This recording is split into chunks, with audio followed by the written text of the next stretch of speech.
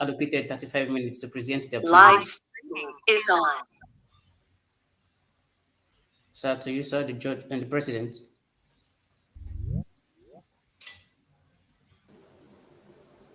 Yeah, I can hear you. I think it was just interrupted briefly by the announcement that it is recorded. So this, I don't think there is any issue.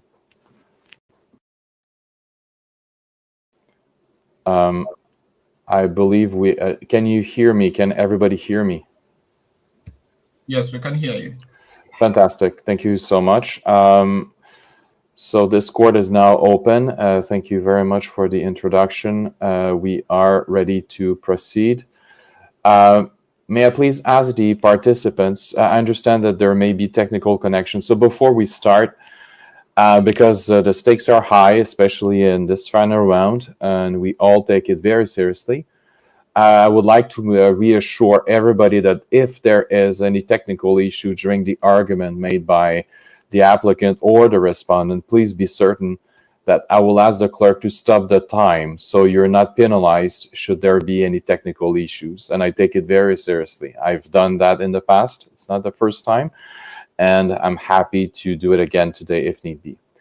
I can see in the chat box, if I can just make sure everything runs smoothly. It's written that there's a message for Mr. Swale about Professor Willy Banga Samuel, who said to notify him when we start, just to make sure that you've been made aware about this. So I would like to call the first applicant to the podium to make their submissions, and if I can ask you to turn on your camera so we can see you. Unless I do experience technical issues and your cameras are turned on, but I do not see any of you right now. But I would like to see at least the applicant with the person making the first submission having her or his camera turned on. Thank you.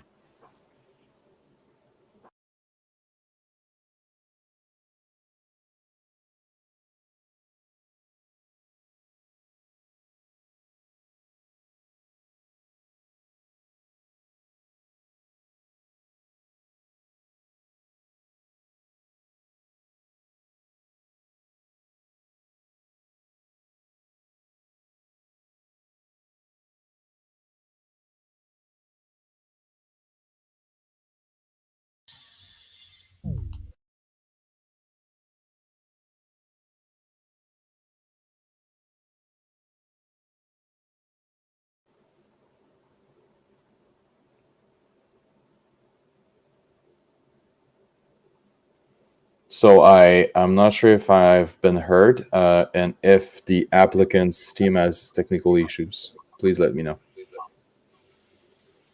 Prosecution, because I think they are around.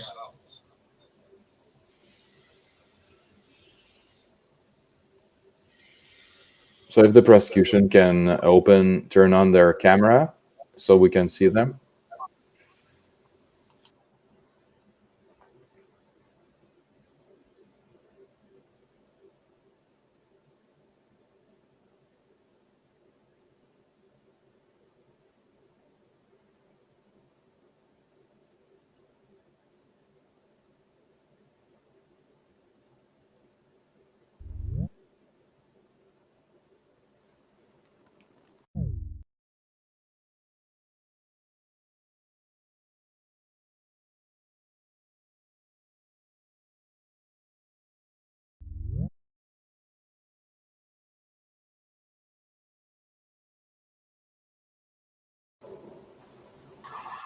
I have contacted them to be able to open their cameras. So, okay, excellent. So when the prosecution is ready to proceed, please do.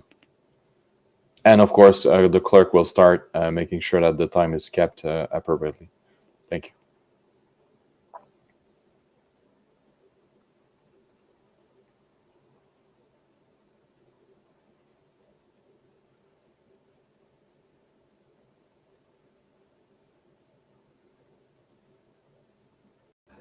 I'll just be stepping out for just a second to get some. Of course. Please do.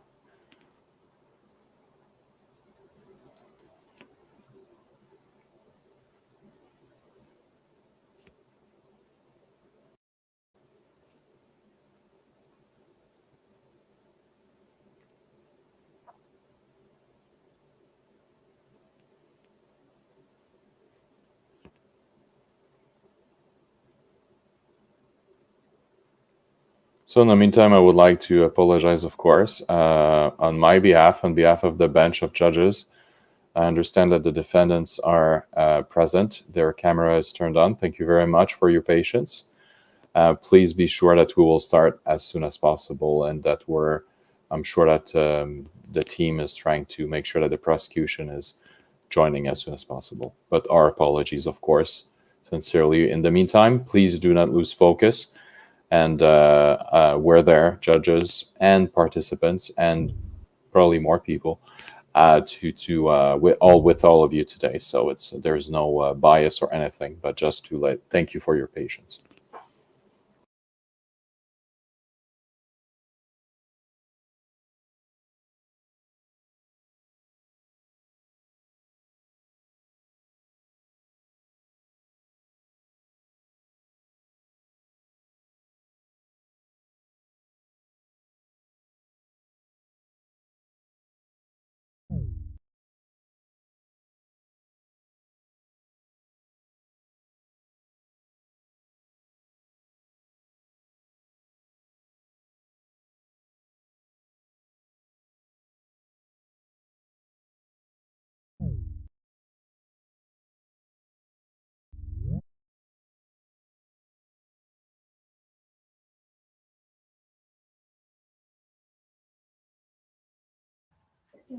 Hello there, can you hear us?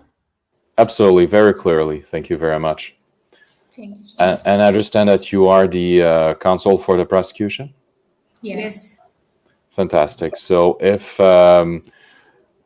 you're ready to start, please proceed. Of course, if you just hold on a second, we do have Justice Shrikant back with us. We are ready to proceed if you are. If you need a minute, please take the minute to settle and make yourself ready, and we're ready to go when you are, so the clerk can start the timer. But no rush to start if you need to fix something or set up something at your end. No, thank you, sir. We can start now. Fantastic. Let's proceed. Okay. Good afternoon, judges and all the members of the Honorable Court. May I please the court? My name is Counselor Hawi Wayo for the leading of prosecution, along with my co-counselor Lydia Desalegn.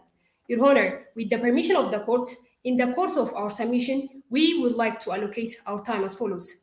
I will use the first 10 minutes to address the matter of jurisdiction, admissibility of the charge, as well as the nature of the armed conflict, and my co-counselor Lydia Desalegn will use the next 20 minutes to submit the prosecution of a war crime and the command responsibility of Aduga Bollo. Finally, with the permission of the court, we would like to reserve 5 minutes for rebuttal. May I proceed, Your Honor? Please. Thank you. Thank you. Your Honor, to begin with the matter of jurisdiction, the International Criminal Law section of the African Court of Justice and Human Rights has a jurisdiction over the matter. Your Honor, pursuant to Article 28G of the Protocol on the Statute of African Court of Justice and Human Rights, the court is empowered to exercise its jurisdiction over all cases and legal disputes submitted to it, including any question of international law. Indeed, Your Honor, the court will assume its jurisdiction in the protocol enacted and ratified by that state, which can even be a treaty other than a protocol. I have a question about this. So you're saying that the court has jurisdiction over any issues of international law. Do you mean it to be applicable only to issues raised by the parties, or it could be any issues that the parties see fit, or any other country who may want to join and discuss may want to see fit? So to clarify my question, I understand it may be confusing, actually, I apologize. So is the court competent to hear any issues about international law when it comes to the situation of the parties, or any issues of international law at large, whatever the parties are? Who cares about the countries? Who cares about anything? So is it a very, very broad discretion, or is it only applicable to what's really at stake in the case? Can I add on to that particular question? So where do we draw the line in terms of internationality of a particular matter in jurisdiction? Thank you, Your Honors. To begin with the first question, Your Honor, The court is competent to hear all the cases as it's clearly stated under Article 28 of Article 28D of the Protocol on the Statute of African Court of Justice and Human Rights. When it means the court will entertain the matters which are found in African states. It doesn't mean international cases before this court. May I proceed, Your Honor? Yeah, but maybe, and I don't want us to lose too much time about procedural issues, but since my friend and I are interested in this, well, we're interested by everything you will submit to us, obviously, but since we both raised a question about this, I would have a follow-up question about that, if I may, very quickly.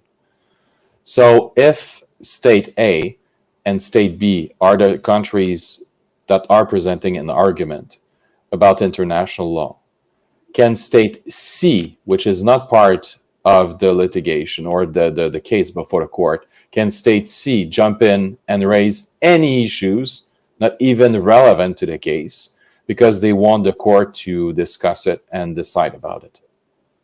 Yes or no? That's a yes or no question. No, Your Honor. Thank you. You can move on. That's I'm satisfied. Thank you. But you may want, of course, Thank to you, elaborate for my friend. But yes, go ahead. Okay. Indeed, the court will assume its jurisdiction in the protocol enacted and ratified by that state, which can even be a treaty other than a protocol in African Union, as long as that state ratified it. Your Honor, as we can infer from paragraph 1, line 6 of the given case fact, the state of Zinjin, the state of Pindu, and Chuma are the members of African Union and United Nations, in which they have all ratified the Malabo Protocol in order to assume criminal jurisdiction. That enables our prosecution of a war crime and the command responsibility of Adugabolo. Your Honor, in addition to the court jurisdiction as per Article 28, 29, and 13 of the present statute, the charge is well-founded, both in fact and in law, as per Article 41, sub 2 of the Protocol on the Statute of African Court of Justice and Human Rights. Therefore, Your Honor, material jurisdiction is satisfied for the reason that our allegation is relating to a war crimes contained in the Malabo Protocol, and the Malabo Protocol is ratified by the state of Zinjin as well as by the state of Chuma. It is a general question of law here. What would be one or two differences between war crimes and crimes against humanity, if any? That's a general question. Well, thank you, Your Honor, for the question. When we are talking about the war crimes, it's the crimes which takes place during a war, which might be between two states. Where, when we talk about war against human rights, it's a violation of a human right during a war. No. I was saying crimes against humanity. Not. I'm sorry, I may have misspoken. But crime. What's the difference? One or two, or just one is okay, between crimes against humanity and war crimes in general. Not breach of human rights, but crimes against humanity specifically. Your Honor, during crimes against humanity, it might not be an armed conflict. But in case of a war crime, it is an armed conflict which takes place between two states. Thank you. Thank you, Your Honor. Thus, the International Criminal Law section of the African Court of Justice and Human Rights is competent to hear all the charges relating to the war crimes stated on the statute. Your Honor, regarding the admissibility of the charge, for admissibility under the International Criminal Law section of the African Court of Justice and Human Rights, the application must involve that, Your Honor, a war crime which is committed by a state party or an armed group, which is existed under the given case fact, paragraph 4, line 3, that is the days of 8 wounded soldiers who were taken care of there, as well as the days of 10 children treated in the neighboring pediatric department, which is the first count of our allegation that will be addressed by my co-counsel Lydia Desale. Your Honor, again, regarding the admissibility of the charge, as I have said before, a war crimes remains an essential requirement, in which the NGO report mentions that, Your Honor, the days of 100 peoples between January and June 2018, as per the given case fact, paragraph 2, line 11. So we plead the Honorable Court to confirm its jurisdiction over this war crime and the common responsibility of Aduga Bollo. If you allow me, I would like to proceed with the nature of the armed conflict, Your Honor. Yes, please. Thank you. Your Honor, regarding the nature of the armed conflict between the state of Zenjin and CLA armed group, it is clearly characterized as a non-international armed conflict. Your Honor, pursuant to Article 1 of Additional Protocol 2, which is supplementary to the Common Article 3 of the 4 Geneva Convention, it provides a more restrictive definition to non-international armed conflict as follows. Non-international armed conflict is an armed conflict which takes place in the territory of a high contracting party between its armed forces and dissident armed forces or other organized armed groups, under which responsible command exercises such control over part of its territory as to enable them to carry out sustained and concreted military operations.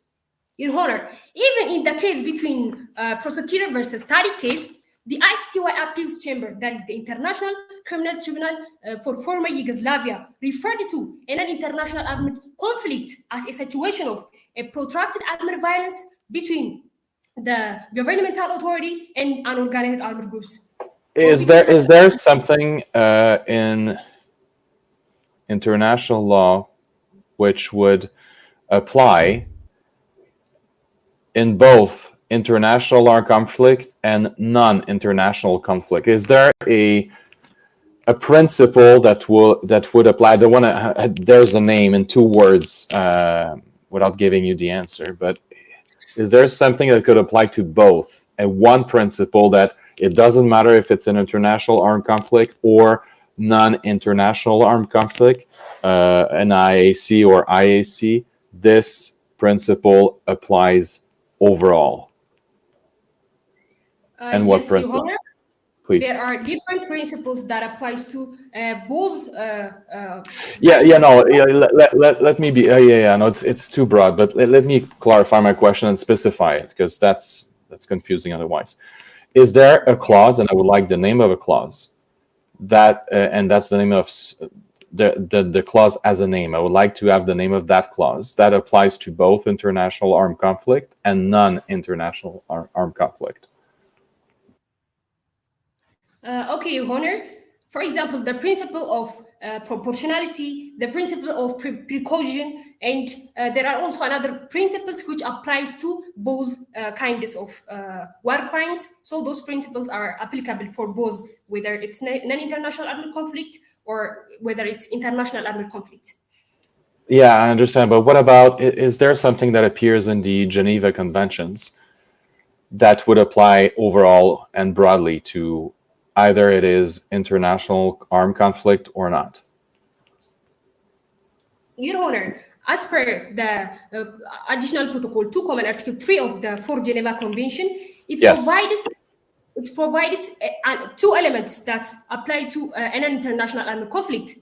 That is the protracted armed violence, or the certain intensity of armed violence, and an organization of the group. So that's applied to an armed conflict. Okay. May I proceed, Your Honor? Yeah, please do. If my friend, my co-judge is okay with that, please do, yes. Okay, thank you, Your Honor. In the case at hand, Your Honor, CLA armed group is an organized armed group having Kifle Jinnu and Aduga Bollo, in which they have a rank that shows there is a responsible command structure and their organization pursuant to Article 1 of Additional Protocol 2, which is supplementary to the Common Article 3 of the 4 Geneva Convention. Your Honor, for the fact that the conflict is between the state of Zenjin and CLA armed group, in which the CLA armed group crosses into the state of Zenjin's and engages in the state Zenjin's armed forces there, which makes no difference that the fact CLA armed group is operates from across the border in the state of Chuma that help us to characterize it as a non-international armed conflict. So we plead the Honorable Court to confirm the nature of the armed conflict as a non-international armed conflict, and the International Criminal Law section of the African Court of Justice and Human Rights has a jurisdiction over the matter, and the prosecution of a war crime and the common responsibility of Aduga Bollo is admissible before the International Criminal Law section of the African Court of Justice and Human Rights. Your Honor, if you allow me, I would like to invite my co-counsel Lydia Desalegn to submit our pleading on a war crime and the command responsibility of Aduga Bollo. And I will be back with the relief tour of our prosecution. Thank you, please. Honor. Yeah. Good morning, Your Honors. My name is Lydia Saling, a co-counselor for the prosecution team. If it pleases the court, I will proceed to the command responsibility of Adugabolo and the war crimes committed. Yeah, From the but beginning, before I would like to go back to a question I did ask earlier, and I will ask the question differently. Do you know what the Martens Clause is in international humanitarian law and what it does? The Martens Clause, Martens.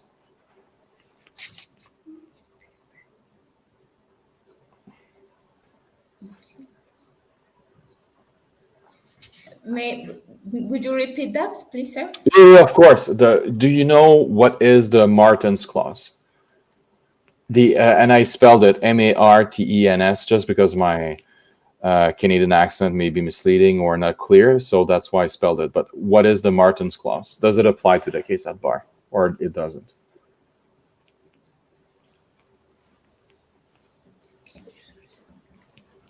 And if you don't know the answer, it's fine. Just you can tell the court and move on and go back to your submission. I was just interested in knowing about the possible, maybe not, application of the Martens Clause to this case. Your Honors, this clause has been used mostly to international armed conflicts, not in our case on the NIAC case. So, but at some points they will apply to both the international armed conflicts and non-international armed conflicts. So, in our case, we have non-international armed conflict, so this clause would be applied. Can I proceed? Yes, please do. Unless my friend has a question, a follow-up question, please move on. Yes. Okay. Thank you, Your Honors. The first count is that a war crime intentionally directed attack against a building that was dedicated to a hospital, according to Malabo Protocol, Article 28, D.E. sub 1 of the Malabo Protocol. Your Honors, from the beginning, the attack on February 13, 2018 was an attack that violates international humanitarian customary laws. According to the 24th International Conference of the Red Cross, that parties urged not to use means and the method of warfare that it cannot be directed against a military object and that effect cannot be limited. But in violation of this, on July 13, 2018, a CLE has attacked a hospital that was protected, and this violates the principle of indistinction and the principles under Rule 18 that the attacks must be assessed and the effect should be limited. Your Honors, according to the case that the hospital was alleged by the CLA NGOs that the hospital was used as a military annex, but this hospital is, Your Honors, there is no circumstantial evidence that the hospital was used as a military annex, and it is even protected building that is under Article 35 of the International Humanitarian Customary Law, and also according to Rule 10 of the International Customary Law, paragraph. If I may jump in, ask a question. Yeah. How does it make a difference if the hospital is, in fact, not saying it is, not saying it is not, but in law, what difference does it make if the hospital is an appendix of the military organization as opposed to being a civilian hospital or any hospital in town?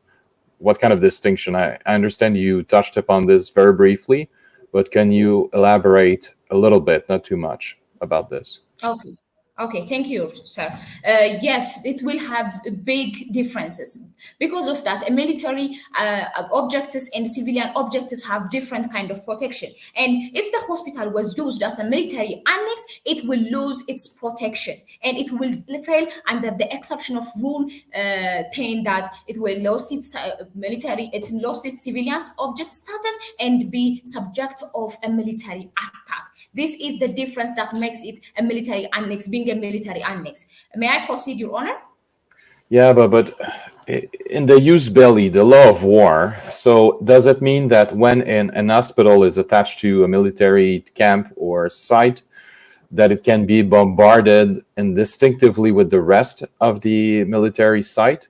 And because it's soldiers, they can be killed even though they are in a hospital? And I'm not putting aside the civilian side of things for now, but just focusing on the idea of the hospital and a military site?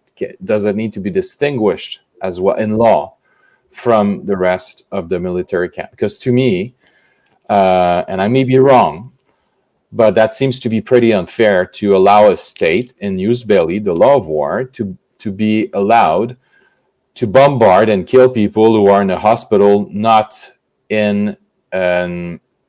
able to fight back and in no capacity to retaliate in any shape or form. I think we lost the prosecution. So if clerk, if you can stop the timer and give them maybe 10 seconds, because I think we lost them 10 seconds ago. I hope we didn't lose them because my question was too long and boring, but I hope not. And if it is, don't tell me. That's my prerogative as the president for the final round. Okay, so we will hang on for... like I said earlier, I will repeat myself. I'm getting old, I guess. That allows me to repeat myself more. Do not worry about this. If it happens to the defendants as well, we are both... I know for a fact that my co-judge, Judge Shrikant, also experienced that in the past with rounds with technical issues. So we're not new to that kind of thing. So we know, and we are very patient, and we will have zero bias for or against the team which has technical issues. So let's hang on and wait for the prosecution to come back with us. But they will still be asked the same question I did ask. Boring or not.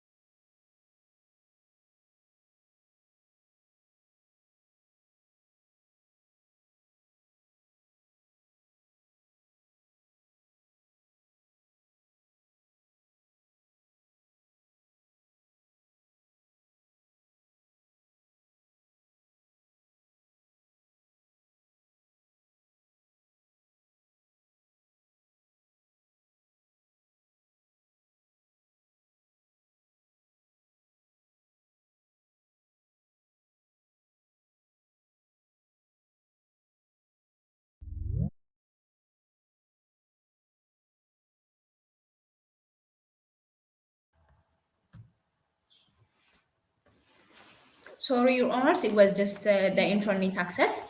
No, it's fine. It's okay. Like I was telling the defendants, please do not worry about any technical issues.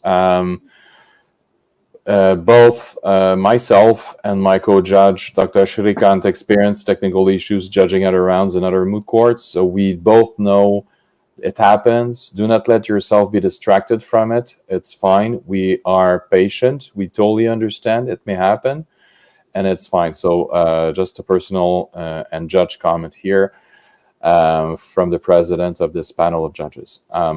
So if you don't, before we start the time again, did you hear my question about the distinction about the hospital from the military site, or you were? I just would like you to answer my question, but if you need me to repeat it shortly, I can, and then we'll start the time again. I did heard your question, so okay, can I proceed? Of course, please do. Yes. Okay, thank you, Your Honor. As I was saying, yes, there is a difference between an object that was clearly a military object and a civilian object that lost the Okay, no. This was my first question, but my second question was about the hospital that is only full of soldiers. This is not a civilian hospital, but an hospital that is on a military site. So my question was more briefly, does it make a distinction for the other party to attack it? Or because the soldiers in the hospitals, we can assume that they cannot defend themselves. So is it fair to allow, in light of the law of war, the jus belli, the possibility for the other party to attack this hospital full of soldiers? Okay, thank you, Your Honor.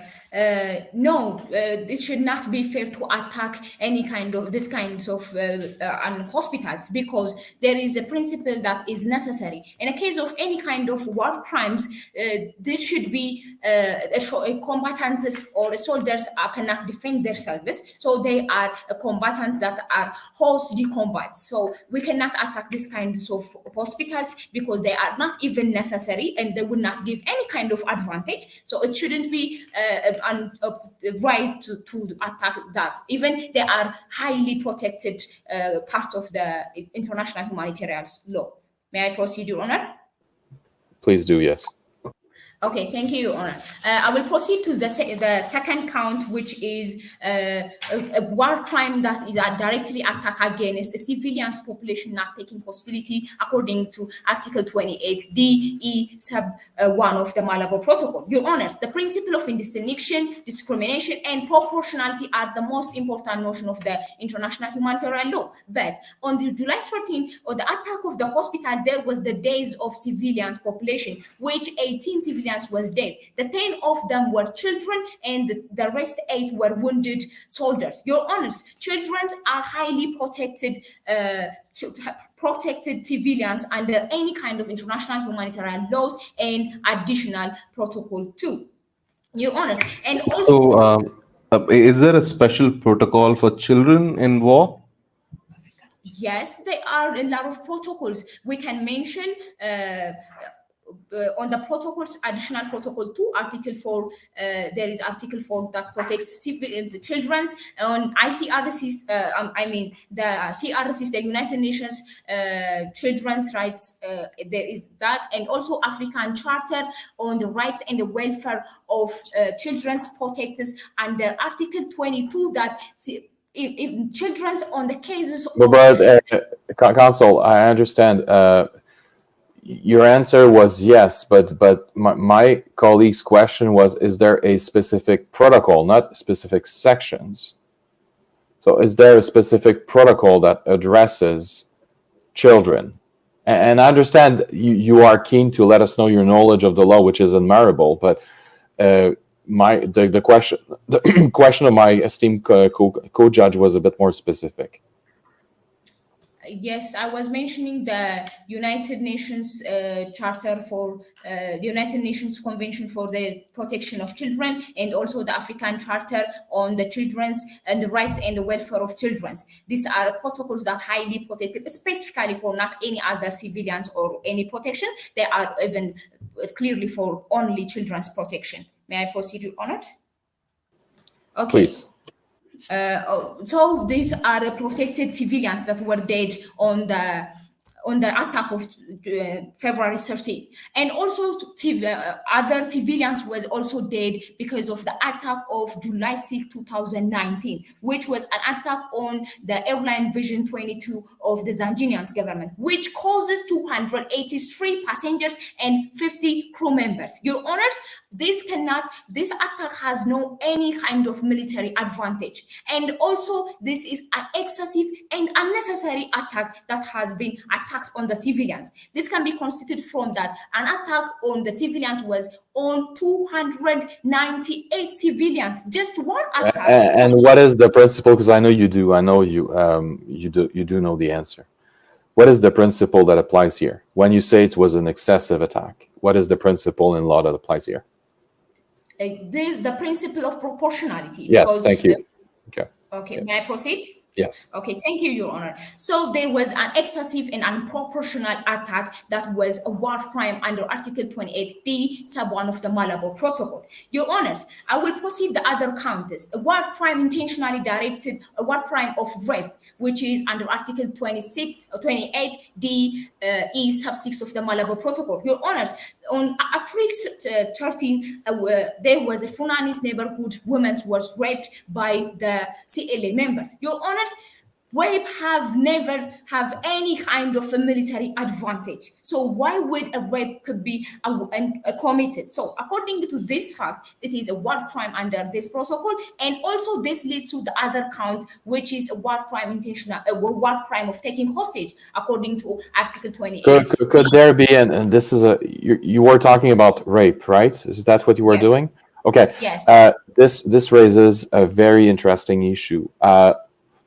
Again, in terms of jurisdiction, I don't want to look obsessed with jurisdiction, but my colleague and I did ask you a question about it earlier, so let's go back to it for a second. Okay. What would prevent a national court to address the issue of the rape here in this case, the rapes in this case? So, because it seems that there could be maybe an overlapping jurisdiction between our court and the national jurisdiction. So how do we deal with that? And the worst that could happen is we'll have a lis pendens matter, which is before a national court, and then the international court is also trying the same matter, and then we have a declaratory relief from both, which may not exactly be compatible. So how would you address such incompatibility? This add on to the question that Mr. President asked. Okay, thank you, Your Honor. Yes, it was. There are national courts that could entertain this case, but it was not sufficient because there was even cases brought on the Chumas courts, but it wasn't sufficient, and we cannot allow criminals to be relieved because of this kind of. No. That we understand, and we agree with you that in principle criminals cannot be set free. So it's not. But forget about my question. My colleague's question is a bit more specific and more precise. So how can you? And there is a principle in international law that basically would be of assistance if it can guide you to answer a question. But what would we do? Because as my esteemed colleague pointed out, we could end up having to. Well, he said it in different words, more elegant words than I do. But we can end up with two final different decisions, or maybe not about the same things, even though the facts are the same. So we cannot have two courts, one international, one national, deciding deciding about the same facts, right, or similar facts. So how do you reconcile these two things? How can you address this in international law in general?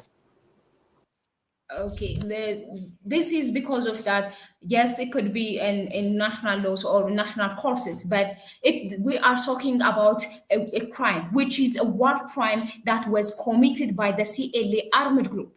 This is why we are going to the international courts, which is this court. So, Your Honors, the local remedies were exhausted. And because of this, we need to... Okay, the remedies were exhausted. Okay, that's what we wanted to hear, I'm sure. So, is it clear in the facts that the remedies were exhausted? This is a yes or no question. You don't need to extrapolate. Yes, sir. Thank you. Okay, may I proceed? Your Honors, as I was saying, there was a war crime committed, rape, and also that's not enough. There was also another crime that was taking hostages. The women from Funani River who was not just raped, but they were also raped.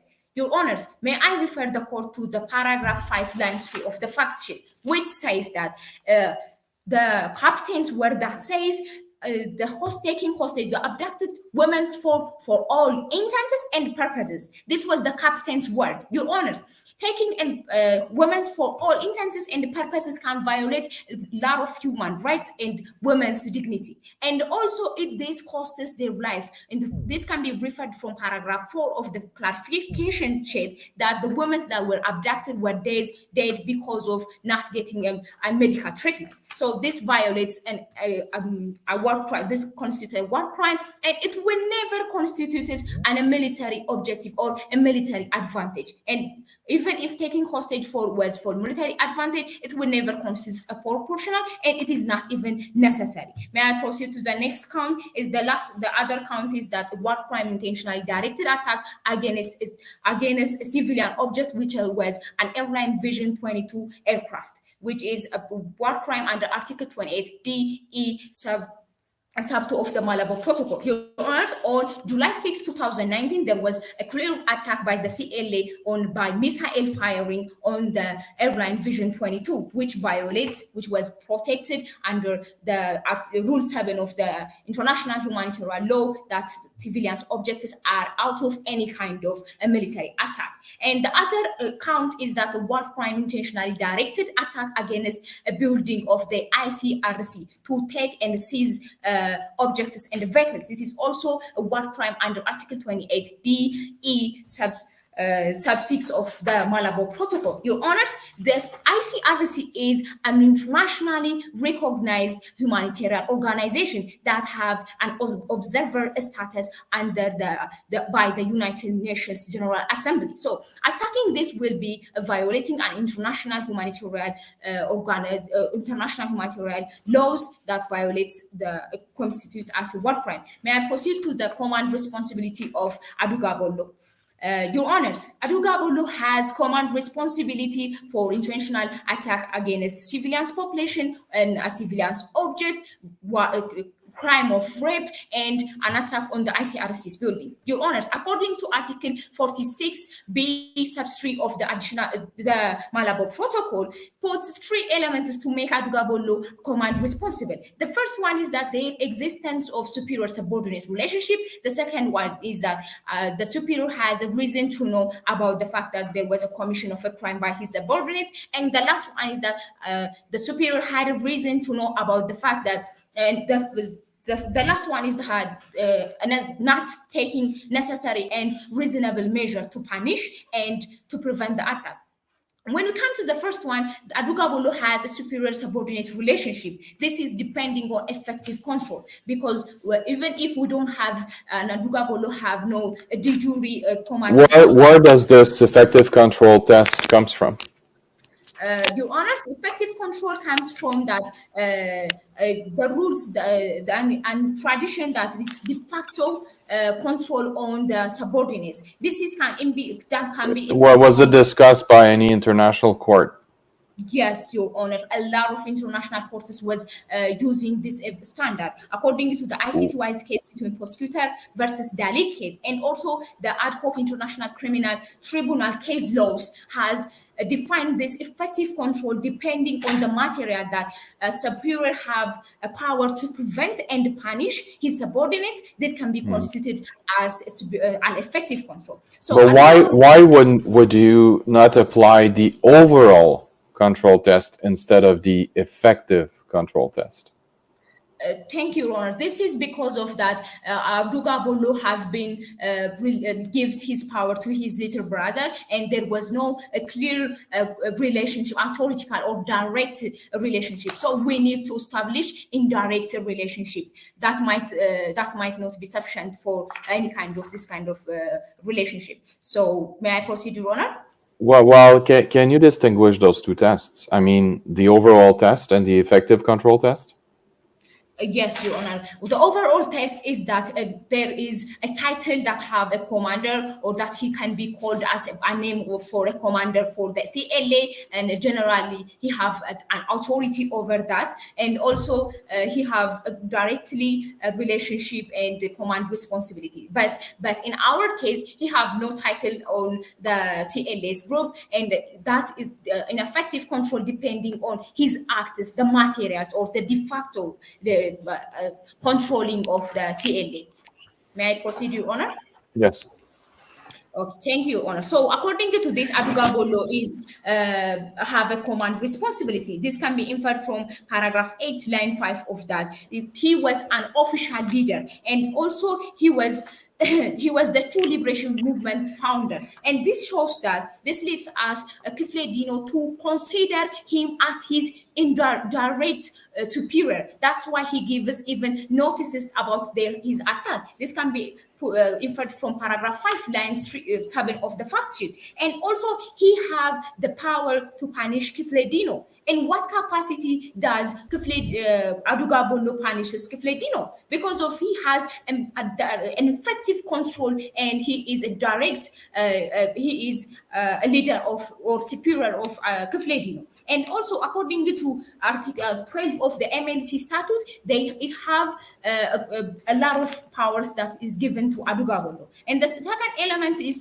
that he has a reason to know. According to our fact case, Adugabo has been even giving an order of any kind, a lot of kinds of orders that can be an order of RICO, that was a responsible organization for the attack of July 6th. And also, he was married to Hadija Douaoudi, who was the financial director of the RICO. And also, in addition, Adugabo has a superior subordinate relationship, like he failed to take necessary measures. Even if he punished Kifle Dino, it was never constituted a necessary and reasonable measure, because it didn't stop the attack and any kinds of criminal attack, and it is just demotion. Demotion will never constitute as a necessary and reasonable measure. So, Your Honors, Adugabo has a command responsibility, and there was a lot of war crimes that are committed by CLA. Thank you, Your Honors.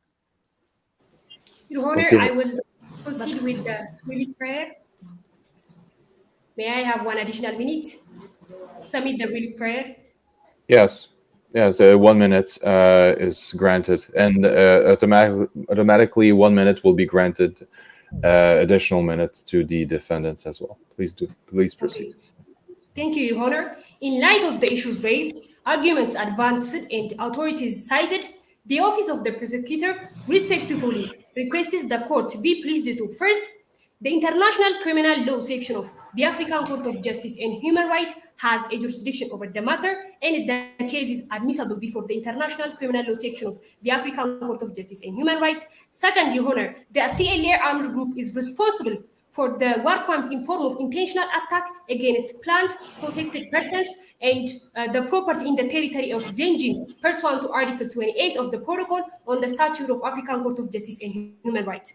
Third, Your Honor, Adugabo has a command responsibility in accordance with Article 46B sub 3 of the Malabo Protocol for war crimes against planned protected persons and the property in the territory of Zenjin, pursuant to Article 28D of the Malabo Protocol. Thank you, Your Honor. Thank you, counsel. We're now ready to move on to the submissions of the defendants. Thank you very much to the prosecution. So we can listen to the submissions of the defense when you're ready to proceed. Okay. Thank you very much, Your Excellency. We are ready, Your Excellencies. Okay. Mr. President, I am Okbola Okboyemi, and Chambers is called of the defense in this case. We are addressing these chambers on issue 3, which borders on command responsibility, for 10 minutes, while my co-agent will be addressing these chambers on issues 1 and 2, which borders on decision of this court and admissibility of this case, and then the alleged war crimes against the defendant for 22 minutes. We will serve 3 minutes for our voters. All authorities to be cited are already given their memorials, and those that will be given the course of our argument to be given full citations. Your Excellencies, if you please this court, I would like to hand over to my co-agent to address these chambers on issues 1 and 2. Thank you very much, Your Excellencies.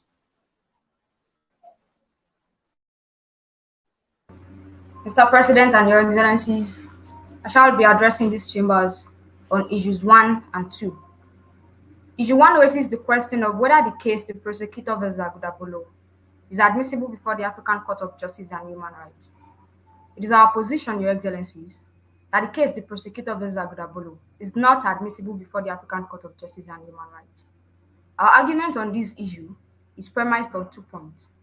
The first, Your Excellency, is that the African Court of Justice and Human Rights does not have jurisdiction to hear a case bordering on the alleged violation of the Malabo Protocol prior to the entry into force of the Malabo Protocol. And secondly, Your Excellencies, that the defendant has been tried in a court of competent jurisdiction in respect of the same charges before this court, and he has been discharged and acquitted. On our first standpoint, Your Excellencies, that the African Court of Justice and Human Rights does not have jurisdiction to hear a case bordering on the alleged violation of the Malabo Protocol, which occurred prior to the entry into force of the Malabo Protocol. Your Excellencies, the jurisdiction of this court is divided into four: jurisdiction over persons, territorial jurisdiction, subject matter jurisdiction, and temporal jurisdiction. Material to our argument on this issue is the lack of temporal jurisdiction of this court on this case. The temporal jurisdiction of this court is contained in Article 46E of the Malabo Protocol, and it provides that the African Court of Justice and Human Rights shall have jurisdiction only over offences committed after the entry into force of the Malabo Protocol. The condition upon which the Malabo Protocol will enter into force, Your Excellencies, are contained in Article 11, Paragraph 1 of the Malabo Protocol, and it states that the Malabo Protocol shall enter into force 30 days after the deposition of instrument of ratification by 15 member states. Your Excellencies, reading Article 11, Paragraph 1 alongside Article 46E of the Malabo Protocol shows very clearly that until the instrument of ratification of 30 member states are deposited, the Malabo Protocol cannot enter into force. And until and unless the Malabo Protocol enters into force, this court cannot have jurisdiction to hear cases bordering on the alleged violation of the Malabo Protocol. It is our contention, Your Excellencies, that as at the time when the defendant supposedly violated the Malabo Protocol, the protocol has not entered into force, which means this court cannot have jurisdiction to hear cases under it. According to the fact of this case, Your Excellencies, the defendant allegedly violated the Malabo Protocol between the span of February 13, 2018 to July 6, 2019. It is our contention that alongside the information derived from the official website of the African Union, the Malabo Protocol was not in force as at July 6, 2019. Your Excellencies, even if the Malabo Protocol Could it have a retrospective application Your or a Excellencies, prospective application? the Please. Malabo Protocol cannot have a retrospective application. This is in line with the provision of Article 28 of the Vienna Convention on Law of Treaties, Your Excellency, which provides that treaties cannot be made to apply retroactively. It is our contention, Your Excellencies, that alongside the provision of Article 28 of the Vienna Convention of Law of Treaties, the Malabo Protocol cannot have retrospective application. Yes, as a matter of fact, there are certain instances when a treaty can be made to apply retrospectively. This is in line with Article 25 of the Vienna Convention of Law of Treaties. But, Your Excellency, for this to apply, certain preconditions must be met. According to Article 25, Paragraph 1, A and B of the Vienna Convention of Law of Treaties, a treaty can apply before it enters into force if the treaty so provides, or if there is agreement between the negotiating states. Your Excellencies, in the circumstances of this case, the full length and breadth of the Malabo Protocol does not make any application as to whether the Malabo Protocol can apply retrospectively. Thus, we are compelled to go by the provision of Article 28 of the Vienna Convention of Law of Treaties that provides that treaties cannot apply retrospectively. Your Excellency, while adjudicating on the rule of non-retrospectivity, But you also said, and to go back to your earlier submission, when you were talking about the fact that it was already adjudicated or decided before the national courts, does it in and of itself prevent us from deciding the case just because this was decided before by a national court? This brings back a question my colleague and I did ask earlier to the prosecution and ask in a different way. I'm sorry. yes, Your Excellency, the fact that the case the prosecutor visa Agudablo has already been decided by the Charter Criminal Court activates the principle of non bis in idem and bars this court from admitting this case. The principle of non bis in idem interprets to the principle of double jeopardy.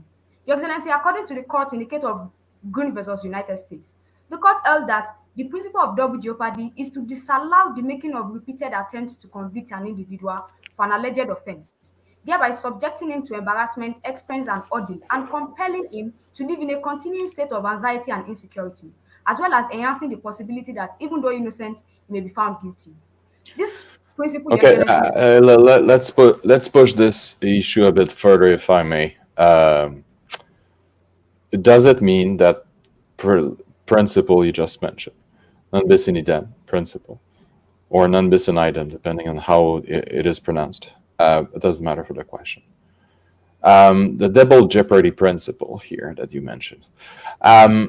Does it mean that any issue must be brought before our court when no word has been stated about it by a national court? And I ask the question because could there be an example of a, let's say, a corrupt national court that decides an issue in order to prevent an international court to have a look at the issue and decide the issue?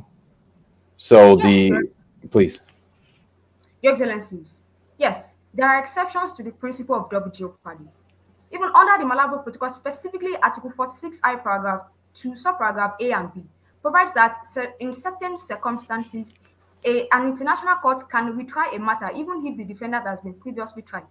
But, Your Excellency, it is our contention that these exceptions do not apply in the circumstances of this case.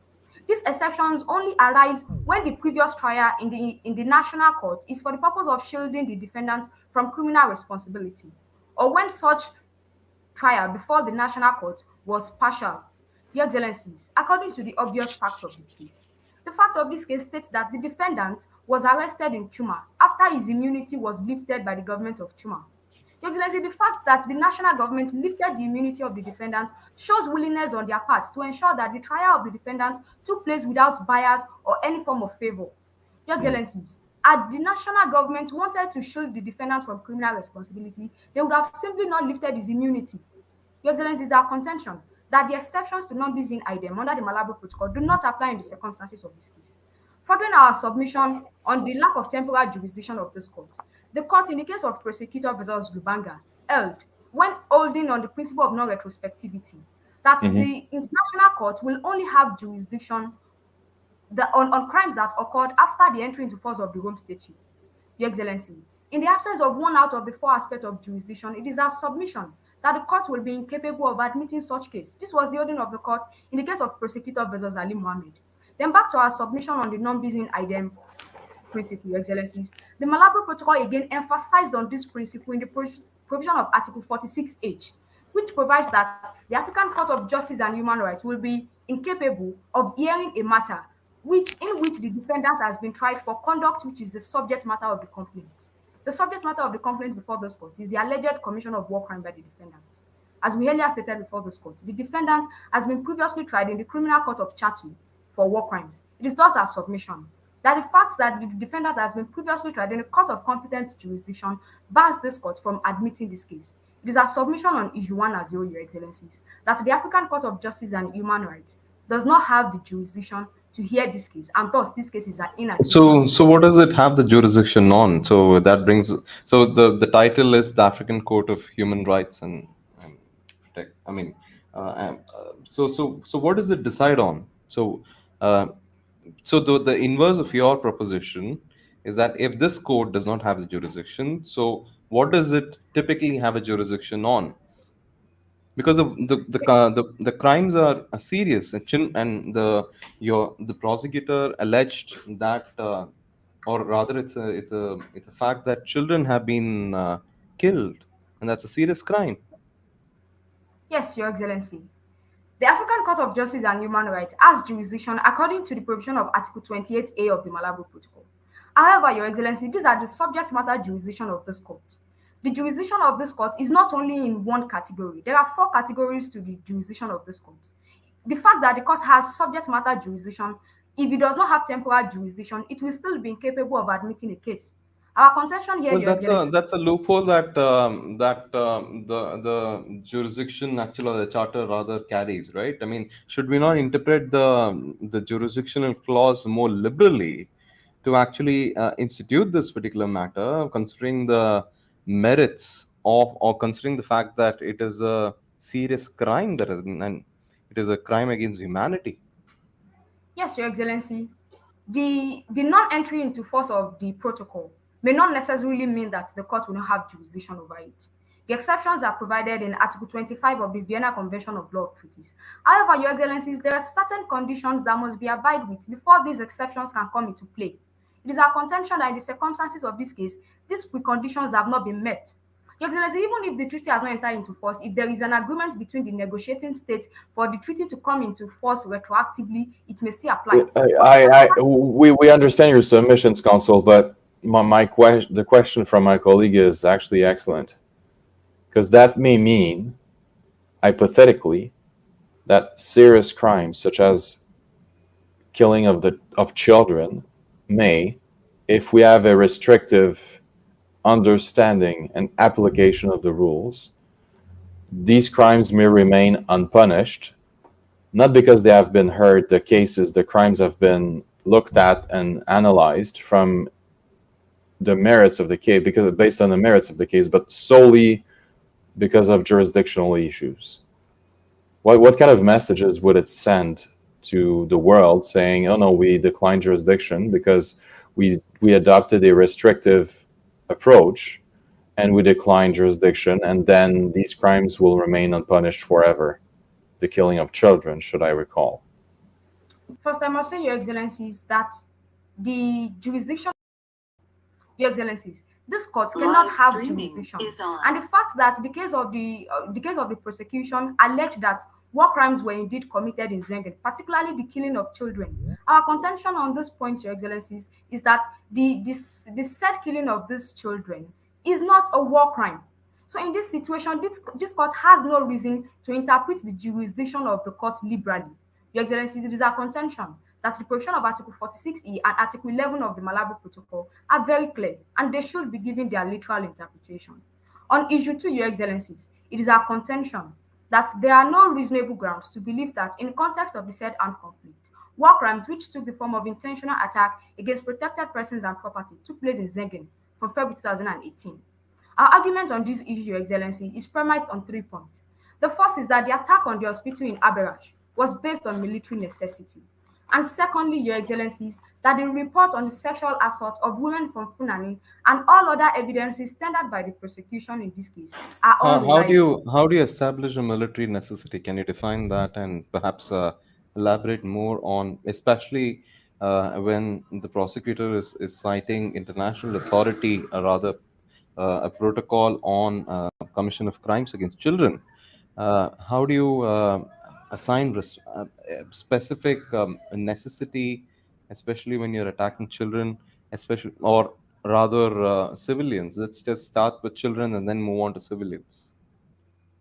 Your Excellencies, to establish military necessity, it is our contention that in the circumstances of this case, the attacks carried out offer a definite military advantage to the True Liberation Army. It is our contention that the incidental killing of civilians that arose as a consequence of a legitimate military attack is proportionate to military advantage, Your Excellencies.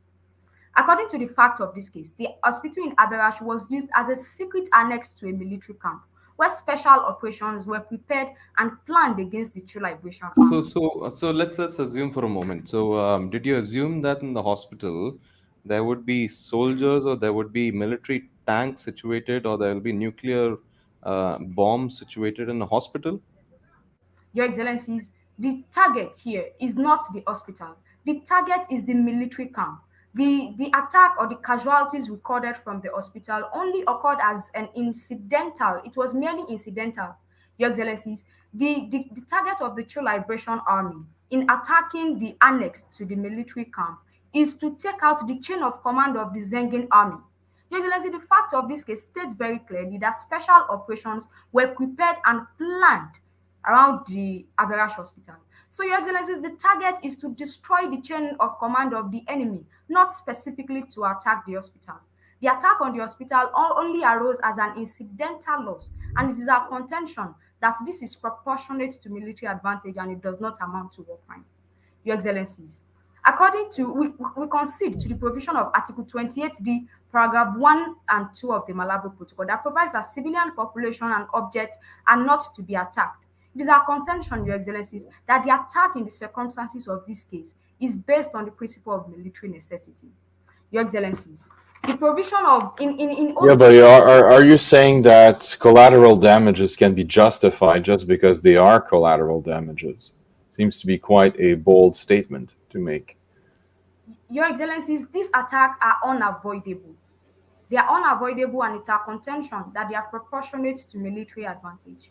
Your Excellencies, in Ostate's case, the court held that for the action of the military not to amount to war crime, there must be a connection between the destruction of the property and the Hmm. overcoming of the enemy forces.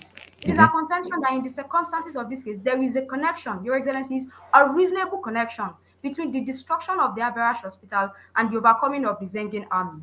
Your Excellencies, the court held further in Ostate's case, relying on the provision of Article 23G of the Aix Yeah, but Regulation. like my esteemed colleague said, and gave the example, could there be a nuclear weapon inside the hospital or anything like to justify such an attack on the hospital?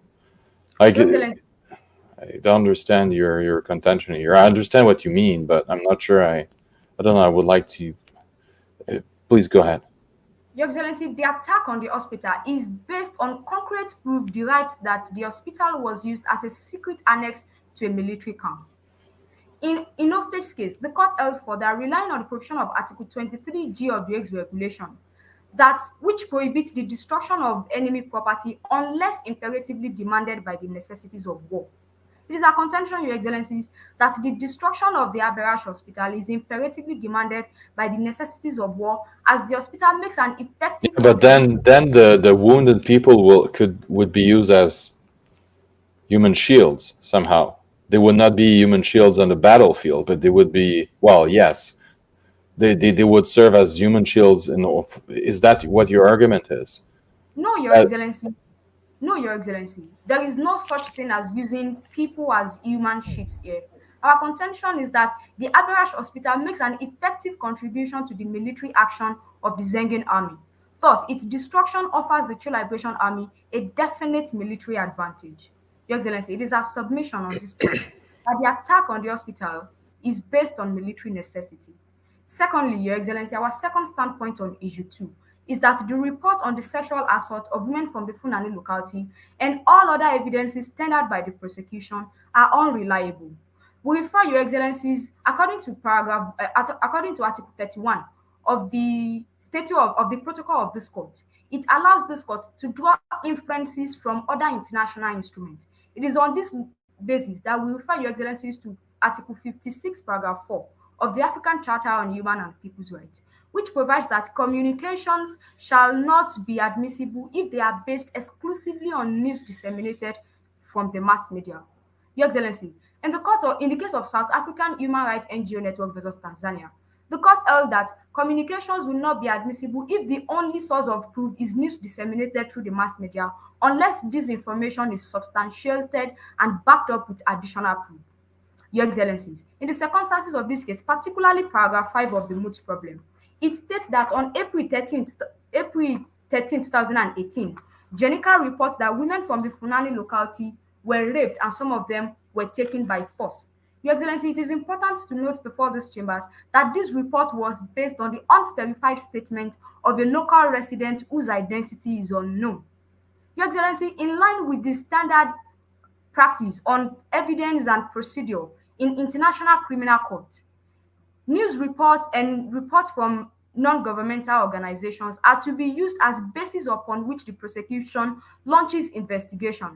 Your Excellencies, in the circumstances of this case, the prosecutions have only brought before this court news reports and NGO reports without any effort on their part to confirm the veracity of this report. Your Excellencies, the purpose of this hearing is to disallow improper, unfounded, and unsubstantiated charges from proceeding to trial. It is our contention, Your Excellencies, that relying on the case of prosecutor versus Katanga, that the evidence of the prosecution must be concrete and tangible. Your Excellencies, the evidence submitted by the prosecution in the circumstances of this case are not concrete and tangible, and they are largely unsubstantiated. So, It is so thus let's tilt the question the other way. So, what according to you would be a concrete and tangible evidence that the prosecutor must adduce to make their case? Because news reports and perhaps uh, unless you can establish bias, news reports which are unbiased and which are cleansed, and actual photographs from the site can serve um, as an evidence. As a matter of fact, it did serve as an evidence when the prosecutor started examining uh, the ongoing war based on news reports or the news photos that were sent to the prosecutor. And the prosecutor did not reach there before they started the whole case or the inquiry. Your Excellency, it is to be noted that each case is to be treated based on its own peculiar circumstances. But in the circumstances of this case, these news reports made by the prosecution, they were relied on without any additional effort on their part to ensure that these reports were indeed true. Your Excellencies, these reports cannot be relied on as Well, you sufficient need to. ground upon which Well, the onus is on you to prove that it is untrue. So perhaps, so what is your reliance to say that it is actually false? Your Excellency, as I noted earlier, the practice in international court, for example, the International Criminal Court, relying on the provision of Article 15, paragraph 2 of the Rome Statute, and the International Criminal Tribunal of the former Yugoslavia, relying on the provision of Article 18, paragraph 1 of the Statute of the International Criminal Court of the former Yugoslavia. News reports and NGO reports and reports from agencies are to be used as basis upon which the prosecution launches investigation. Your Excellencies, these reports can only be used as basis upon which they launch investigation and not to be used as basis of proof before this court. Your Excellency, it will be a different thing entirely had the prosecution gone extra miles to ensure the veracity and to substantiate these reports with their own information. Your Excellency, they have nothing apart from these reports, the truth of which we cannot even confirm. Your Excellency, it is our submission that this report cannot be used upon basis as basis upon which the fate of the defendant will be determined. Your Excellency, the purpose of this hearing is for these chambers to ensure that only substantiated and tangible proof are brought against the defendant. Your Excellency, none of these things have been presented in the circumstances of this case. It is thus our submission on this point, Your Excellencies, that the report on the sexual assault from the Fulani women and all other evidences tendered by the prosecution are not reliable. Your Excellency, on that last standpoint on this issue, that there are no reasonable grounds to believe that the shooting down of the civilian aircraft was done by the True Liberation Army. Your Excellencies, according to paragraph 7 of the Moot problem, it states that the True Liberation Army and the Zengin Army accused each other of the shooting down of the civilian aircraft. It is to be noted that the only thing linking this attack to the True Liberation Army is the investigations of prosecutors that concluded quite uncertainly that the missiles were probably fired by an agent of a private company. It is our contention, Your Excellencies, that these conclusions are not conclusive proof as they were based on a mere probability. Probability in its mere English usage, Your Excellencies, indicates that these reports are not based on solid evidence but on mere speculations. The facts further state that the missiles were probably launched by an agent of a private company. It is our contention that this private company operates in Chuma. It has no ties to the True Liberation Army. Thus, it is our contention that it would be unreasonable to hold the True Liberation Army accountable for an action carried out by a private company based on its own volition, Your Excellencies. It is thus our submission on issue 2 as a whole that there are no sufficient evidence to substantiate the charges of the prosecution into making this court believing that there are reasonable grounds to believe that war crimes were committed in Zengin for February 2018. We have no further submissions to make. As regards issue 1 and 2, the lead agent shall then address this chamber. That's a very broad question. I would like to hear what you have to say about this, but what's the threshold? Like, because a state has to start from somewhere. So what should the prosecution or the state of the prosecution have done in order to satisfy the evidentiary threshold you just mentioned? Because you said earlier that it was mere evidence and not very substantiated evidence and so on. So what's the threshold? Where can we draw the line? Your Excellencies, in addition to the news report and the NGO report, The prosecution could have carried out additional investigations on their part. The prosecution could have presented the witnesses before this court. None of these things are before this court, Your Excellencies. So this does not satisfy the evidentiary Well, test. the weaknesses of a case, it's up to the defense to show it, not to the prosecution, isn't it? I'm not saying that the prosecution has to be biased. That's not what I suggest in any shape or form. But if there's any weaknesses to a case, it's like my esteemed colleague said earlier, it is your burden to show it to us, not to the prosecution. To the prosecution's got to disclose the evidence, but they don't need to say here it's weak, here it's weak, here it's weak. They need to prosecute a case and bring it before a court. Isn't it your task and your burden to demonstrate to us that there are weaknesses?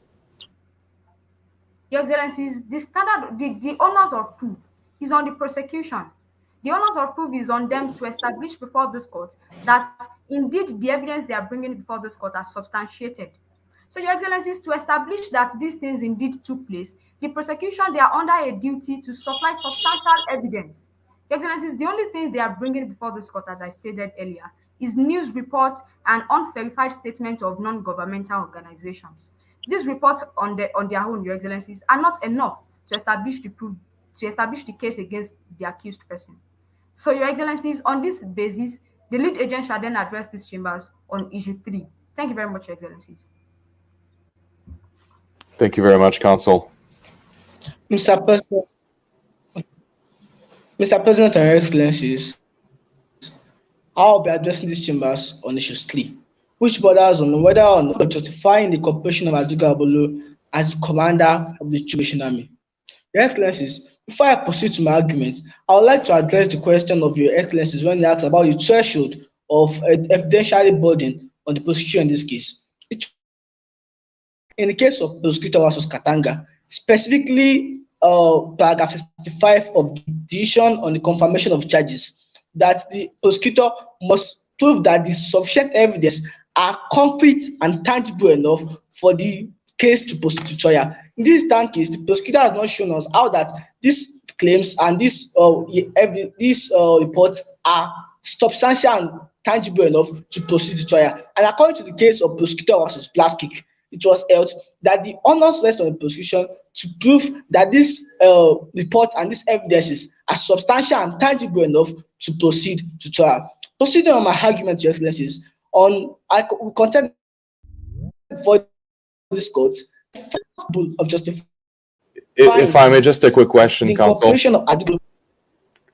Just a quick question. So you Yes, mentioned yes, the you mentioned the case of Katanga. I'm sorry. So did your colleague, and you also mentioned the case of Blaskic. But is there a case where our court or any other court, including, of course, international criminal law courts, would have identified the type of evidence that could be used, or the threshold, or some kind of general guidance in law that could help us to decide? I understand your contention specifically about the news reports that are not satisfactory.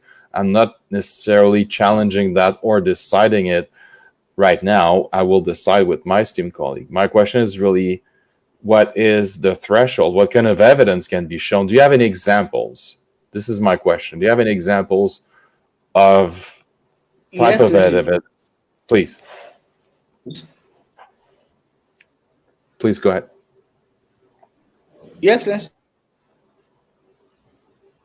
please, can you we cannot hear you, sir. So Your Excellency, yes, can you hear me? Yeah, I can hear you now. Okay, perfect. So I will. Yeah, you had one more minute. I will give you 1 more minute plus 30 seconds because of the technical issue. So please go ahead and answer my questions, and you can move on.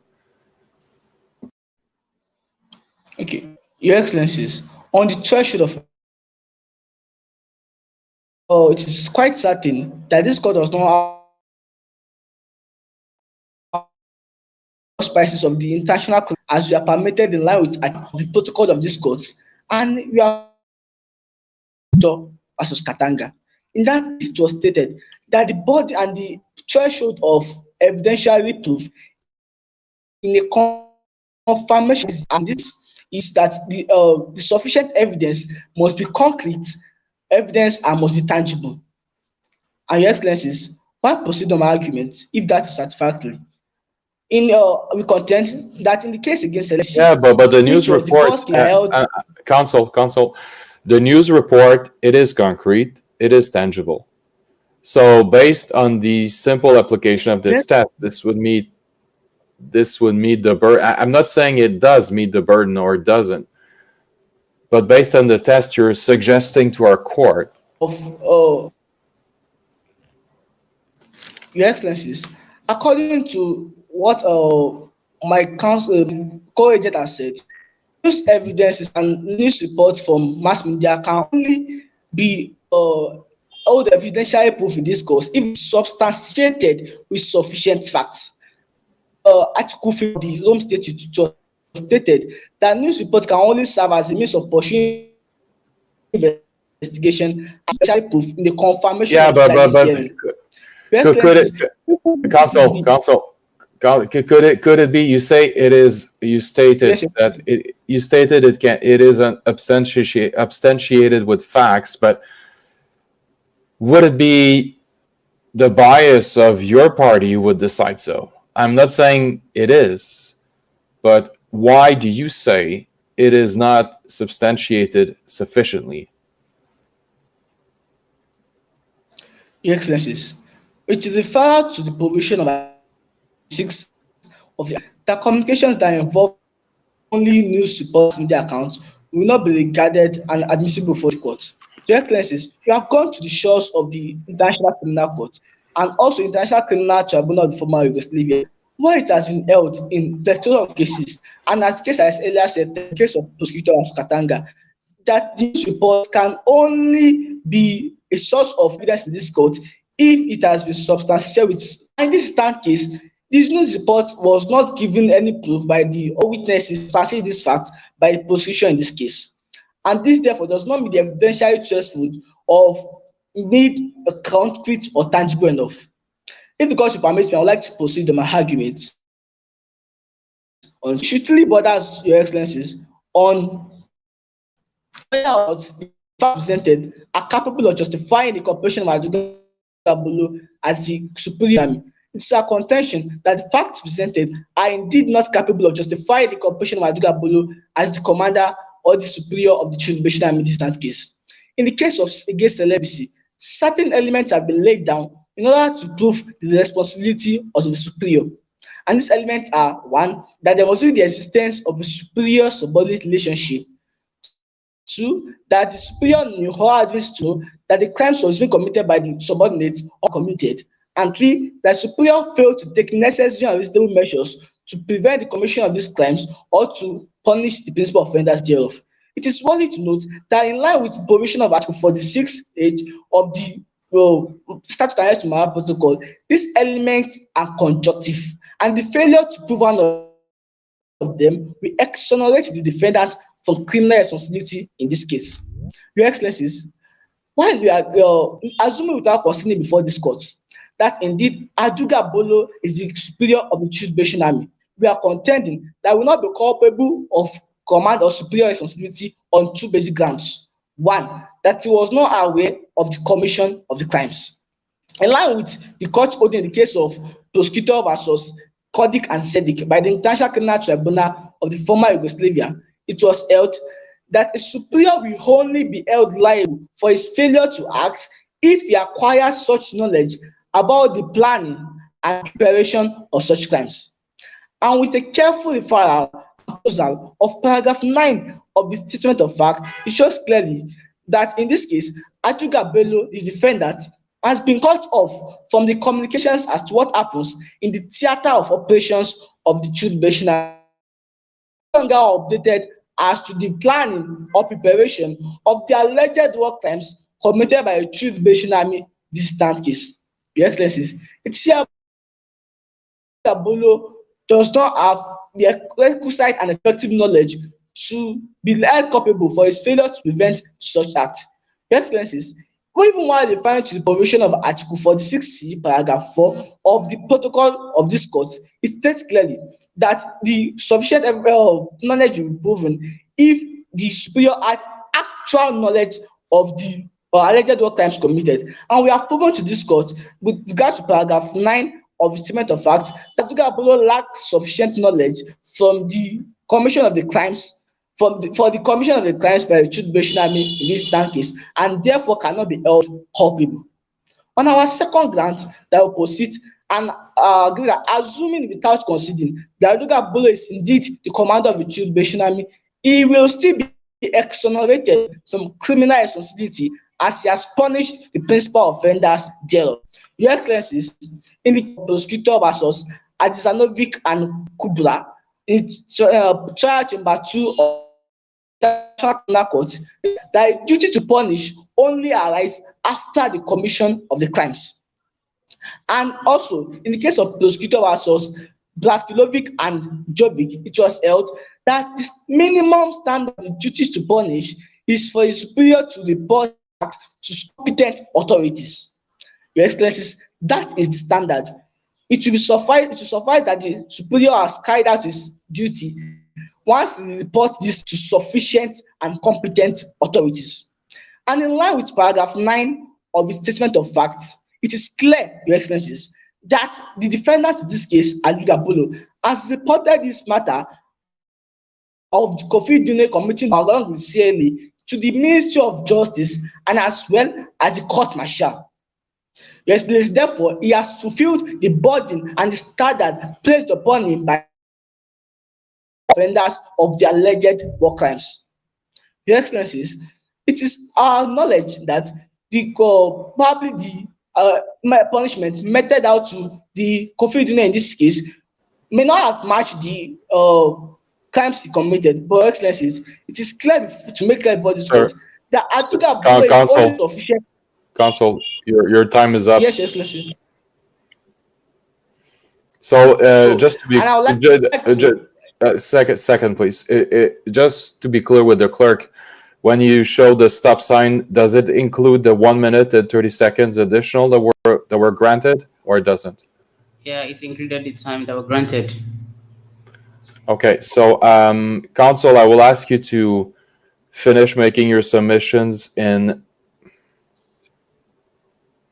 30 seconds, and I will grant 30 seconds in addition to the rebuttal of the prosecution automatically, so prosecution will now have 5 minutes, 30 seconds, and then because of the 30 seconds, I'm giving you to finish, sir. But please wrap up your submissions, and or you can give back the microphone to your esteemed colleague if you wish to so you can conclude your submissions. 30 seconds.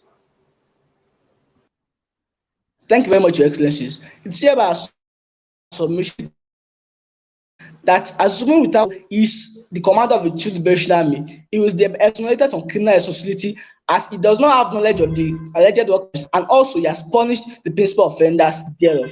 It's hereby submission on this whole issue that facts are not capable of justifying the cooperation of Abdullah Bello as the superior of the Truth-Based Army in this case. Your Excellency, I would like to adopt our prayers as stated in our memorials and pray that this honorable court hold them as of record. Thank you very much, Excellencies. Thank you very much, Counsel. We will now move on to the rebuttal of the prosecution. Thank you, Your Honors. I will start from the defenses on the jurisdiction. Your Honors, according to the defense team, the Malabo Protocol says that the Malabo Protocol was not ratified by 50 members. But according to Article 34 of the Vienna Conventions on the Law of Treaties, say that even if a state ratified a protocol, the state have a responsibility to respect and be bound the protocol's object and the purposes, even if the protocol is enforced. So, according to this, it will be bound. It should be the Thomas should be bounded by this protocol. And also the non-bis in idem exceptions should not apply to this case, because according to the national courts, there was no partiality and it was impartial case. Your Honors, when we come to the admissibility of the evidences, Your Honors, according to the prosecution, But what about, I'm sorry, counsel, but what about the submission of the defense that it shouldn't be applied retrospectively? So can we hear you about this in the rebuttal? Yes, sir. Like, it's right to cannot be restrictively, but the crimes were the crimes and the actors and the conviction and the actors, or the decision of the courts was after the Malabo Protocol. No, I understand. But what about the temporal argument that was raised by the first defendant? Your Honors, even if there was the defense team was right, but there are a lot of jurisdictional cases that this case should have a jurisdiction. May I proceed, Your Honors? According to this, the Vienna Conventions on Law of Treaties, there should be, even if it's not enforced, it should be respected, the object and the purpose of this. And also, in the cases of the admissibility, we don't have just only the GINCAS report. There are a lot of reports that can be from the Masizi's reporters, in the investigation journal of the Angaza, and also international and national prosecutions conclusions. So, in order to accept deny this, it should not be denied, because we have a lot of evidences, and it's not just one media report. There are a lot of evidences that should be admissible, and if we have circumstances, there were observers that should be constituted as witnesses even, and this shows that should be the courts should admit our cases and should be convicted. And also, in the command responsibility of Aduga Bolo, he accepted the case that he was a commander because he was punishing. What is the answer of the defense team on this? Because in what capacity was he punishing? And in the cases of the proportionality, the defense team didn't show any kind of a proportion what their military advantage was. And even there was an attack on the children that were protected in CRCs, on the African Charter of Children's and Welfare, and even additionally on the optional protocol to the Convention of the Rights of Child on the involvement of children in armed conflict. They have a protection, and every state and the parties should have feasible measures. Why wouldn't they take precautionary measures? So this cannot be constituted as proportional, and the defense team didn't show any kinds of advantage. So, Your Honors, the prosecution team alleges that there is an admissibility of the cases, and we have unadmissible cases according to the prosecutor versus Katanga, and also according to the prosecutor versus Rambaku on the International Criminal Tribunal for the Rwanda, that accepts these kinds of evidences, because we have a lot of media reporters and the prosecutors and even observers that could be constituted as a witness. So we please the court to admit our case, and the court have a jurisdiction, and clearly Adugabulu has command responsibility that will be for the CLA. So, Your Honors, thank you for the time. We have finished our rebuttals. Thank you very much, counsel. We'll now move on to the rebuttal of the defendant. Thank you. The defense, actually, not the defense. Your Excellencies. Your Excellencies, the defense agency first addressed on when the prosecutor contended that the level of alleged crimes committed will grant this court jurisdiction, even does not have temporal jurisdiction. And as these Your Excellencies has earlier asked the first agent, Your Excellencies, we'd like to address this by pointing to this court that this court is the court of law. And in fact, this does not have jurisdiction in this case, as 15 member states have not ratified it. And as of this time, Your Excellencies, and therefore does not have temporal jurisdiction to entertain this case, in line with the court order in the case of prosecutor versus Ali Muhammad. Your Excellencies, even if this case will be tried in line with alleged war crimes that were committed, there are other criminal courts that can have jurisdiction on this matter, including the International Criminal Court. Your Excellencies, while proceeding on our second reply, we have that when the complementarity jurisdiction of this court, Your Excellencies, the prosecutor posited that they have approached the criminal court. And Your Excellency, we think the international law provides states a chance to address cases under their control. And also in the provision of Article 46H of the Malabo Protocol, it provides that this case will not be admissible if the person concerned has already been tried for conduct which is subject of the complaint. This is a very exception to the complementarity jurisdiction of this honorable court. We now contend that since this case has been adjudicated upon by the criminal court of Chuma, it does not have any case to come before this court again. Your Excellencies, on military necessity, where the prosecution posits that this attack against the hospital in Abalash does not suffice as military necessity. Your Excellencies, in line with Article 52, paragraph 2 of the first additional convention to additional protocol to Geneva Convention, it provides that military objects are objects which by their location, purpose, serve as a military advantage to one of the parties in the conflict, and of which partial or total destruction will serve as a military advantage to the other party. Your Excellencies, in this instant case, the hospital in Abalash was used as a secret annex to military operations into Zengling against the True Liberation Army, and therefore the destruction of which will offer the True Liberation Army a definite military advantage. And it is apposite to note that in line with Article 51, paragraph 7 of the first additional protocol to Geneva Convention, the availability or the presence of civilians shall not be used to shield military objects from being attacked. And it was further entrenched in the case of Proto versus Limach. It's hereby our response to this that this attack against hospital in Abarash constitutes military necessity, and the attack, the incidental killings of the anti-non-combatants are incidental attacks in line with the attack carried out. And Your Excellencies, in regard to the ICRC attack, sir, Counsel, the attack of the International Criminal Court.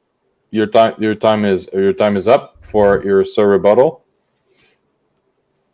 So because time to adopt Counsel, time was given to additional time was given to both parties. So in all fairness, because the prosecution will not have the benefit of having more time, I will have to, in all fairness and transparency, I will have to ask you to not make further submissions, even though of course we all would like to hear from both sides. But we have to stop at some point, and in all fairness, I will ask you to finish here. Thank you very much for your understanding.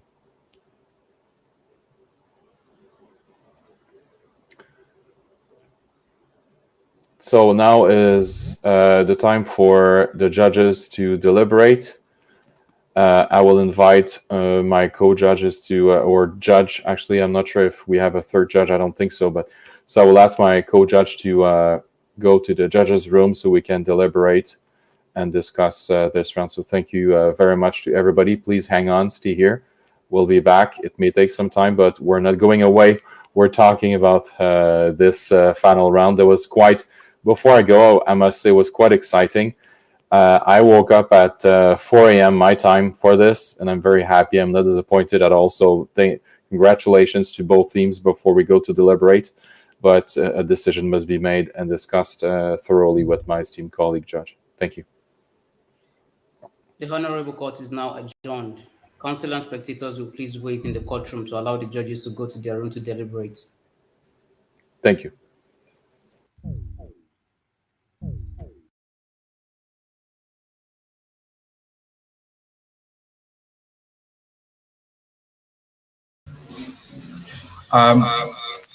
Just a minute. As the judges go to deliberate on the case. Just a minute.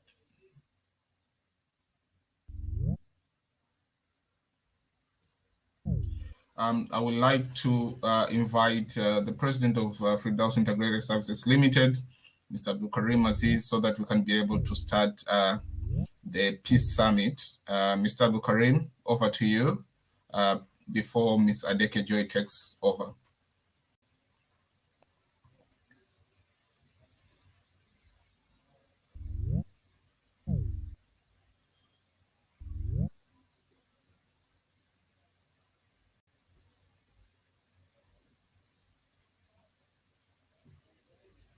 Mr. Abdul Karim?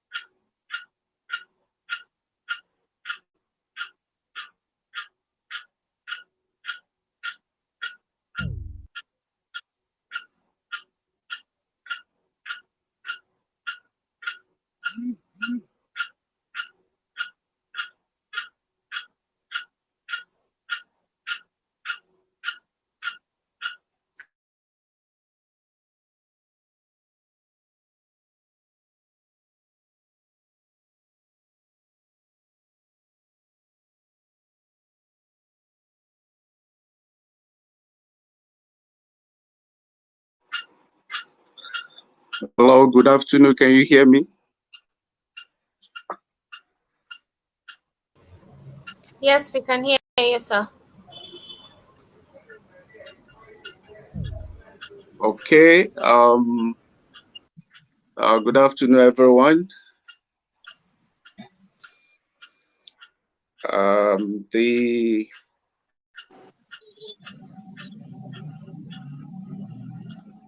Dean, Kwara State University Faculty of Law, Professor Amdaka Nike, the learned advocate of Nigeria, here in present. Thank you, sir. The Dean Faculty of Law. Good afternoon, sir. Good afternoon. Thank you for the well-coordinated, arranged, international level moot court services. This is the best I've attended. Thank you so much, sir. We appreciate that comment. So right away, we are starting with the Peace Summit as the judges are deliberating on the finals and who wins this round. So we are going to start the summit. Just a quick comment from my side, like the existing protocol, I'm observing that starting from the Learned Senior Advocate of Nigeria and the Faculty of Law, Dean, Kwara State University, the Dean, Faculty of Law, Adekunle Ajasin University, our Vice President, and the Director of Logistics and Operation, our Media Manager, the presiding judge for today's session, that's the co-judge, that is Dr. Shrikant, our colleague, Kafayat Olatinwo, Dr. Alimat Akaje, and ladies and gentlemen, exactly 13 days ago, we started this international humanitarian law moot competition after registration and submission of memorials by the participating universities. And in all honesty, it has not been very easy. It was very hectic and very challenging, but at the same time, it has been a very memorable experience. Though we recorded few challenges in terms of internet connectivity and few judges that were unable to join. But all in all, we give glory to God Almighty for a successful hosting of this year competition. Like I said, in few minutes, the judges will be back with their results, and the announcement will follow of the winner of this competition and a series of awards will be announced for best memorials, prosecution, best memorial, defense, the best oralist, and so on and so forth. So as we await that moment, I wish to say a few words about this Peace Summit. This is the third edition of our Peace Summit, and it's our own unique way of bridging peace across the continent of Africa, most importantly, by providing solutions and better ways of managing crisis and conflict across the continent of Africa. So at this point in our history, we need to spread more love. We need to spread love more and then less hatred, more brotherlyhood or more brotherhood, less bloodshed. We need more humanity, less division on the basis of political affiliation, tribe, and religion. So that is the purpose of these summits. And we've tried as much as possible to assemble a team of experts for that purpose. And they're going to share with us their candid perspective, informed by extensive research on some of the challenges facing us as a continent, and recommend some of the ways in which to solve them.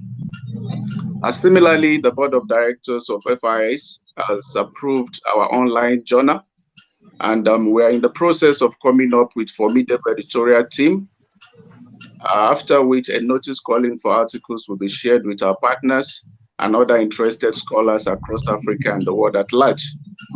So whereas this Moot Court competition registration was free, and the judges, they rendered on a pro bono basis.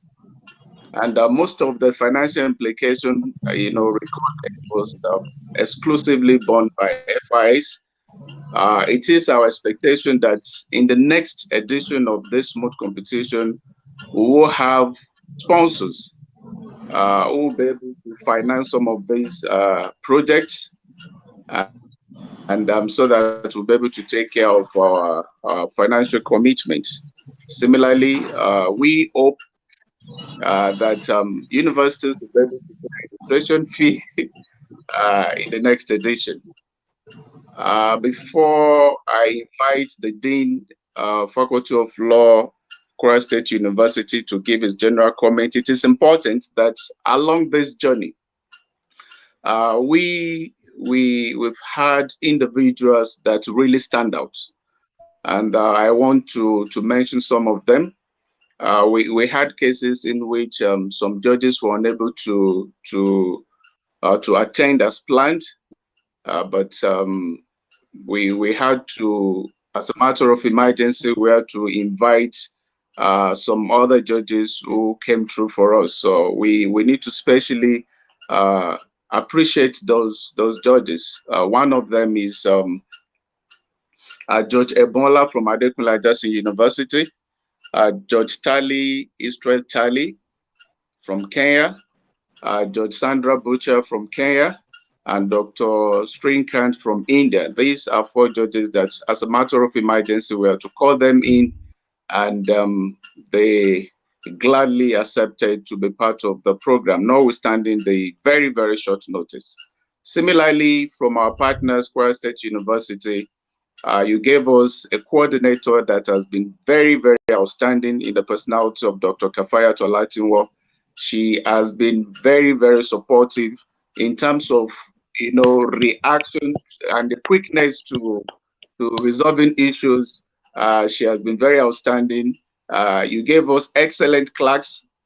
You gave us excellent clerks in terms of your students, the same way Adekunle Ajasin gave us excellent clerks. So we thank our partners for your support. Finally, I want to appreciate the FIS team, starting from the Vice President, Mr. Swale, for the teamwork. It has not been easy, combined with his program, his project, and we've been able to push the competition to this level. Similarly, our Director of Finance, she's in Australia right now. We thank you so much, Ma, for your support. Our Director of Administration in Abuja, Nigeria, we thank you so much. Our Country Coordinator for South Sudan, Mr. Daniel, Thank you so much. Our country coordinator for Tanzania, Rwanda, and Kenya, Mr. Patrick Memo, thank you so much. Our country coordinator for Zambia, Marvelous Chitindi, thank you. Our country coordinator for Kampala, Uganda, Ms. Comfort, thank you so much. Our media manager, Adeke John Mary, thank you so much. So at this point, I just want to thank everyone that has supported this project and program up to this level. I thank you so much. And as we kickstart this peace meeting, I wish us a fruitful deliberation. Now I have the honor and the privilege to invite the Dean, Faculty of Law, Kwara State University, to give his general comments. Professor Amudaka Nike, the Land Senior Advocate of Nigeria, over to you, sir.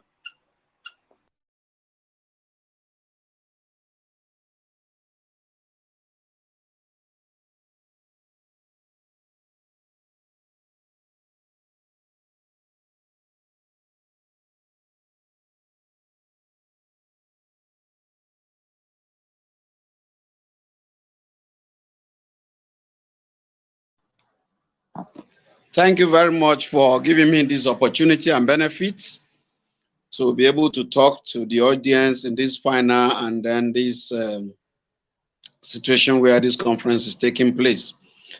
I must say that this is the best international moot court competition or conference we have ever attended, especially when it has gone globally and in terms of its reach out.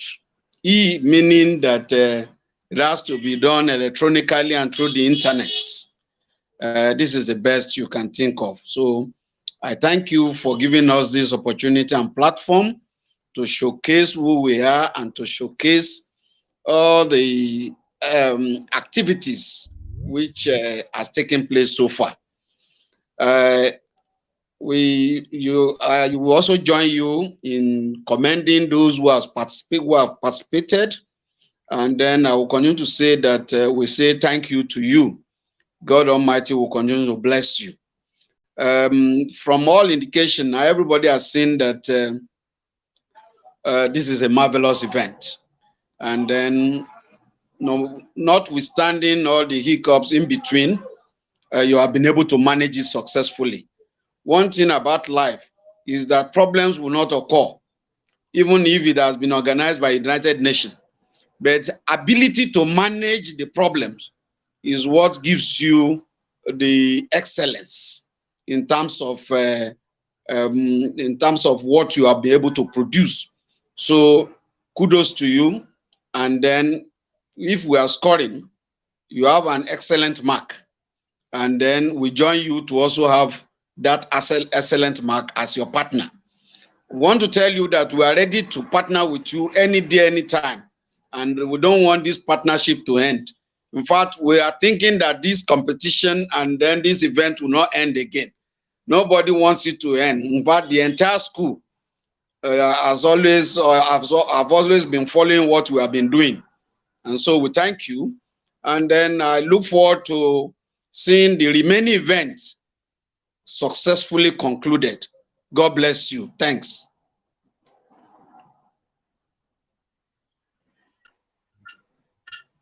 Thank you so much, Delana,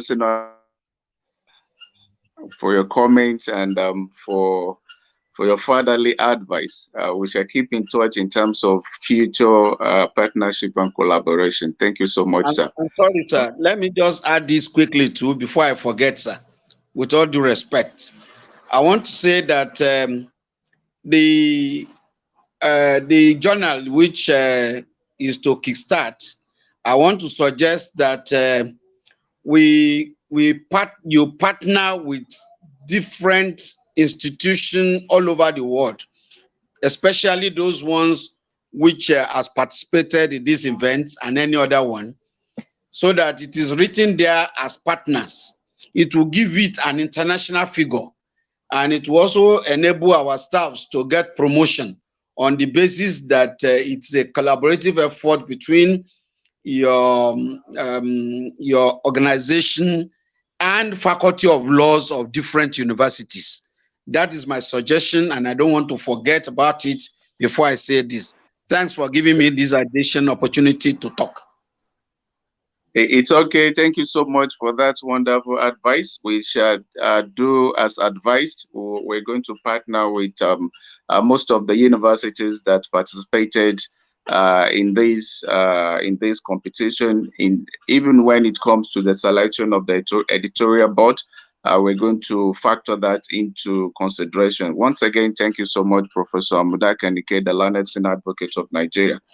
Now, it is my privilege to also invite the Dean Faculty of Law, Adekunle Ajasin University. He's on transit, but he has managed also to join. He has a lot of commitment. Please welcome Dr. Olugbenga Okesamo. So over to you.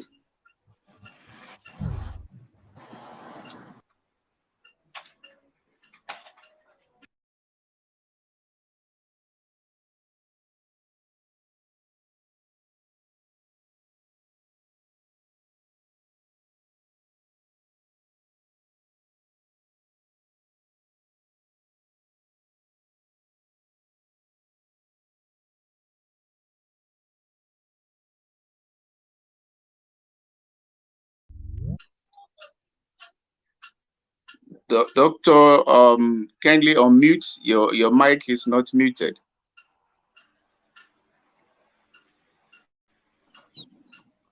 Yes. Okay, can you hear me now?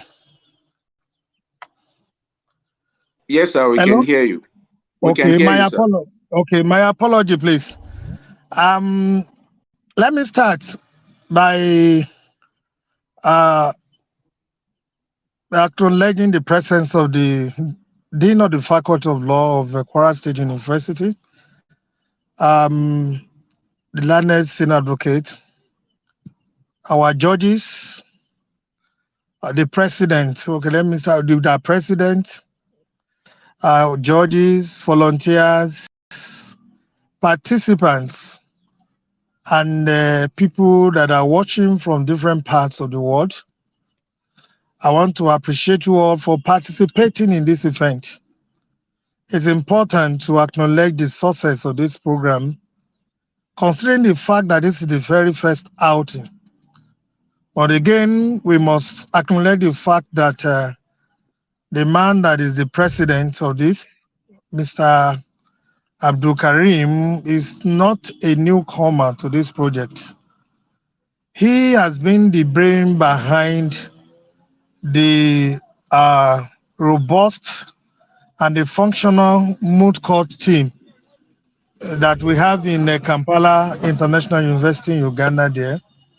So I want to acknowledge his now expertise in mooting and thank him for translating this or for taking this to this particular level of promoting this particular idea across Africa.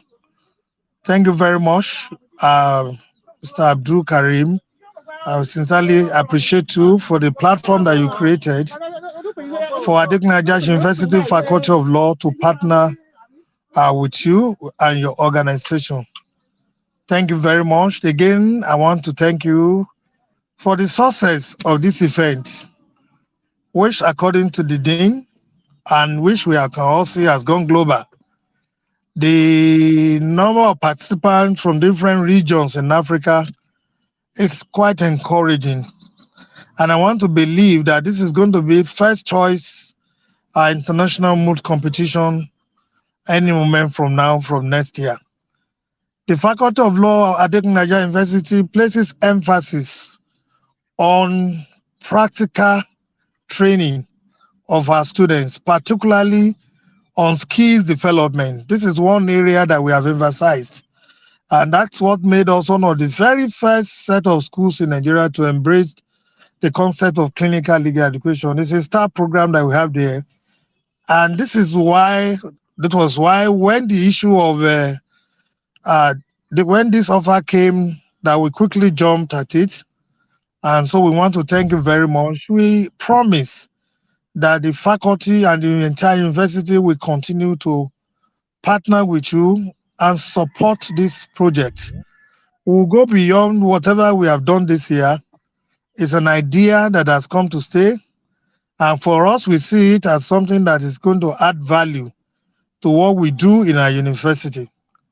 It's equally important to note that this particular Moot competition is very important, particularly to Africa and our regions where we have series of challenges in terms of crisis, in terms of attacks, in terms of violence that is crisscrossing Africa.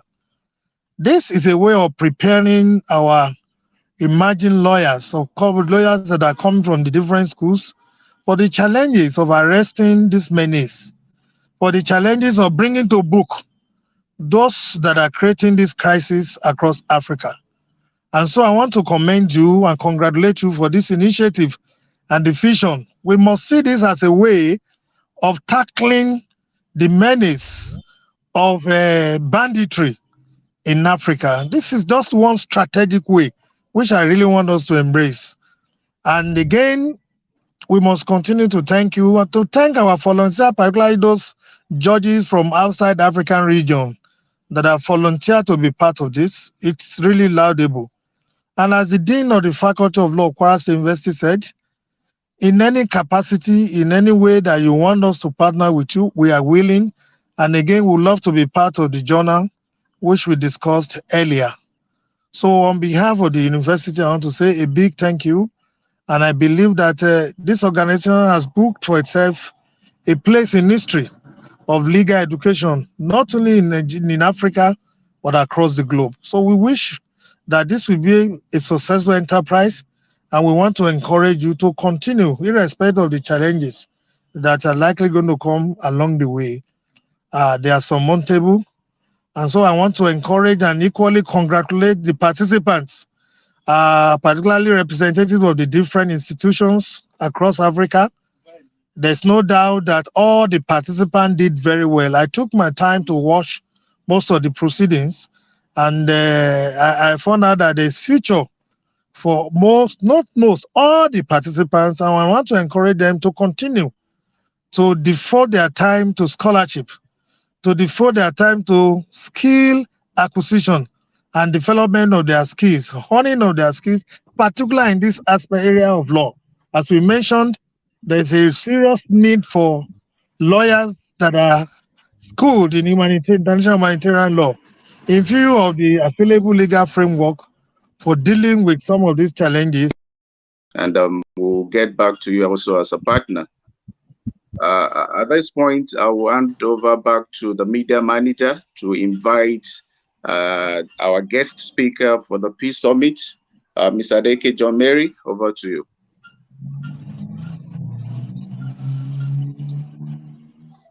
Thank you very much, Mr. President. All protocols observed. Where I'm currently, it is afternoon, so good afternoon to you all, irrespective of the different destinations that you are in. I welcome you all, our viewers, to the third edition of our annual Peace Summit that is having our main theme as the effectiveness of international law in maintaining global peace. We shall have three presenters, having our main guest as Miss Ramatulai Jalo, Adjunct Professor Sebastian Lafrance, and finally Dr. Tajuddin Sani. And then we shall have a Q&A, and then the judges will be back to announce the winners of the Moot Court competition. Introducing our main speaker, who is Miss Ramatulai Jalo.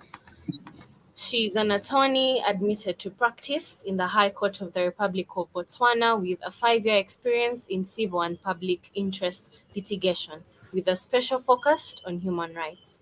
She fuses her litigation experience with human rights research, touching specifically on women's rights, the right to health, as well as the broader sphere of conflict prevention, peace, and security in Africa, and conducts consultancy work touching on these interests. She's also the founder of an initiative titled Piece by Piece, which is dedicated to pre-conflict, pre-building, and creating a sustainable peace culture through curated dialogues, community education, as well as advocacy in Botswana. In respect of academic qualifications, she holds a Bachelor of Laws degree from the University of Botswana, as well as a Master of Laws degree in Human Rights and Democratization in Africa from the Center for Human Rights, University of Pretoria. In addition to that, she also holds several advanced human rights certificates from the Center for Human Rights, touching on the African human rights system, socioeconomic rights, as well as sexual minority rights in Africa. Ramatulai currently serves as a Kroc IPJ Woman Peacemaker Fellow with the University of San Diego, exploring research around conflict prevention in Africa and the opportunities that exist in intergenerational linkages between women peace builders. She has made 2 publications, one on COVID-19, intrastate armed conflict in Africa, and the other on Beyond the Outbreak, creating a sustainable peace culture in Botswana. Ms. Ramatulai, you're welcome. Thank you so much for the introduction, Joy, and to my distinguished guests, students, all protocols observed. Thank you so much for this platform to speak to you all during this Peace Summit. Mine is to talk about the theme, effectiveness of international law in maintaining global peace and security. And I look forward to doing that, but just to take a few moments to congratulate the students for having accomplished such an enormous feat. It's not easy preparing for a moot court. And I know that they probably burned the midnight oil. So just to congratulate them for getting to this point, and just to reiterate that they're all winners and that they've all done so well. And I'd also like to thank the organizers of this event for putting together such a seasoned platform that allows us to see the next generation of legal minds being molded and basically touching on international law. It's a really enormous thing to have accomplished, and I think that they've done so successfully.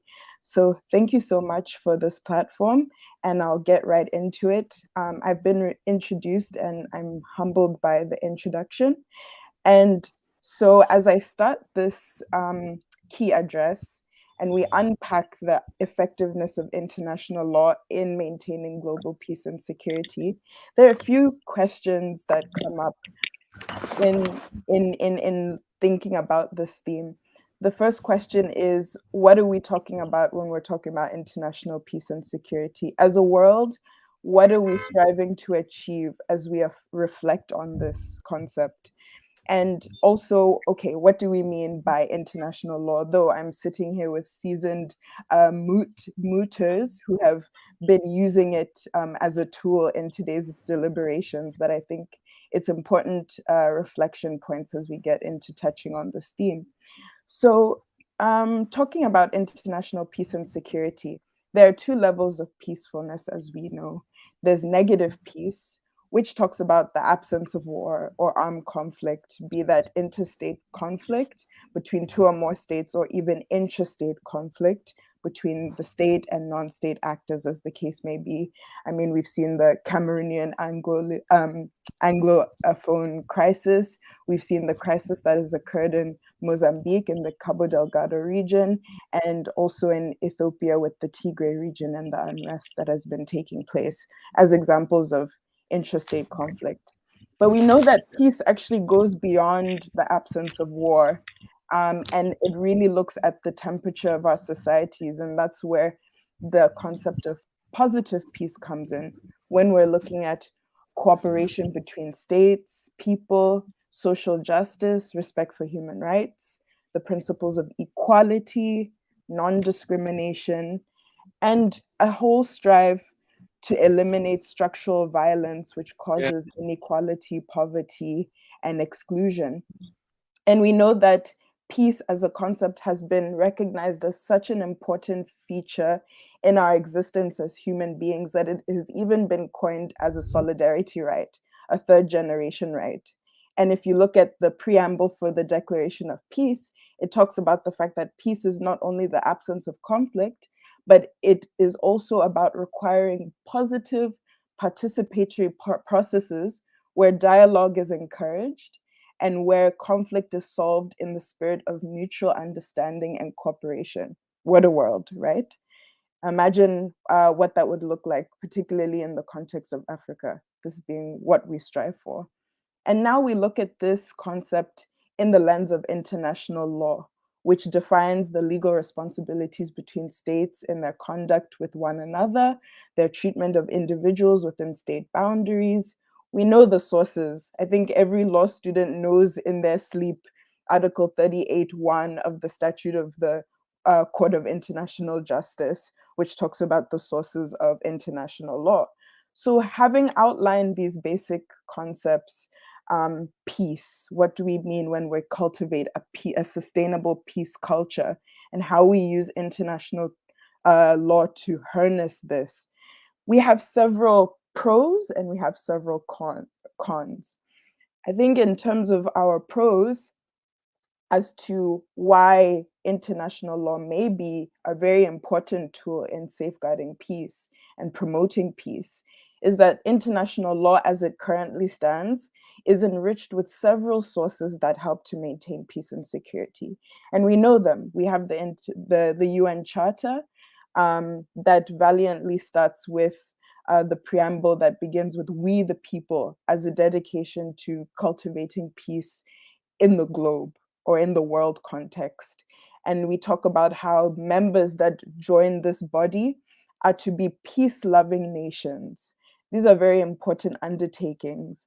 And we also have Article 2.3 of the UN Charter, which talks about a commitment that is being made by states to specifically settle their disputes, particularly under Chapter 6 of the UN Charter, through negotiation, inquiry, mediation, conciliation, arbitration, judicial settlement. It goes on. And we also have the very important Article 2.4 of the prohibition of the use of force, save in circumstances of self-defense, and the enforcement measures that are under Section 7 of the UN Charter. We also have different conventions. We have the International Bill of Human Rights, the Universal Declaration of Human Rights, the ICCPR, the International Covenant on Economic, Social, Cultural Rights. We have the CAT, the Convention Against the Use of Torture, the convention around the elimination of all forms of discrimination against women. We have beautiful conventions around international humanitarian law, the 4 Geneva conventions that spell out what the status quo should be in relation to how the treatment should be of war prisoners, for example, or the protection of civilians during the time of war. We have all these beautiful mechanisms as well. We have the UN Security Council, which is the primary organ that facilitates and protects international peace and security. We have specialized agencies, we have courts, we have special mechanisms, we have special procedures, that being the different treaty-based committees, Human Rights Committee, the Committee on the Elimination of Discrimination Against Women. We have special rapporteurs, we have regional arrangements, we have the AU, we have the EU, we have the OAS, we have different regional arrangements like ECOWAS, SADC, the like. So we have all of these beautiful mechanisms, but the challenge as a con is how we translate all of these principles and all of these rules and all of these mechanisms into a means of enforcement. And I think that's where the challenge really is in utilizing international law as an effective tool in maintaining peace and security. I mean, I touched a lot on the UN, as the case may be for now, but it's important to also understand the other side of the coin, that this is an institution that was established around 1945, where was the position of Africa at such a time? Did Africa have a voice in the formation of the UN per se? We were colonies at the time, or under trusteeship at the time. And so we see already that in this global frame of maintaining peace and security, Africa's position in maintaining this is limping in the global sphere. So, and that is particularly evident in relation to the Security Council, for example, that has sort of this colonial framing of using the victors of the Second World War with no African country present that yields the veto power.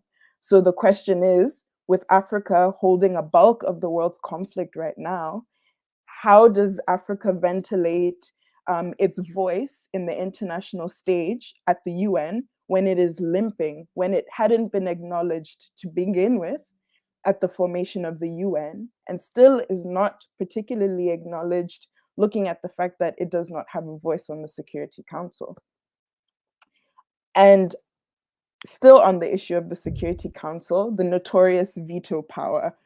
And we know that this is a tool that is used by the permanent 5 members, the United Kingdom, France, Russia, China, the US.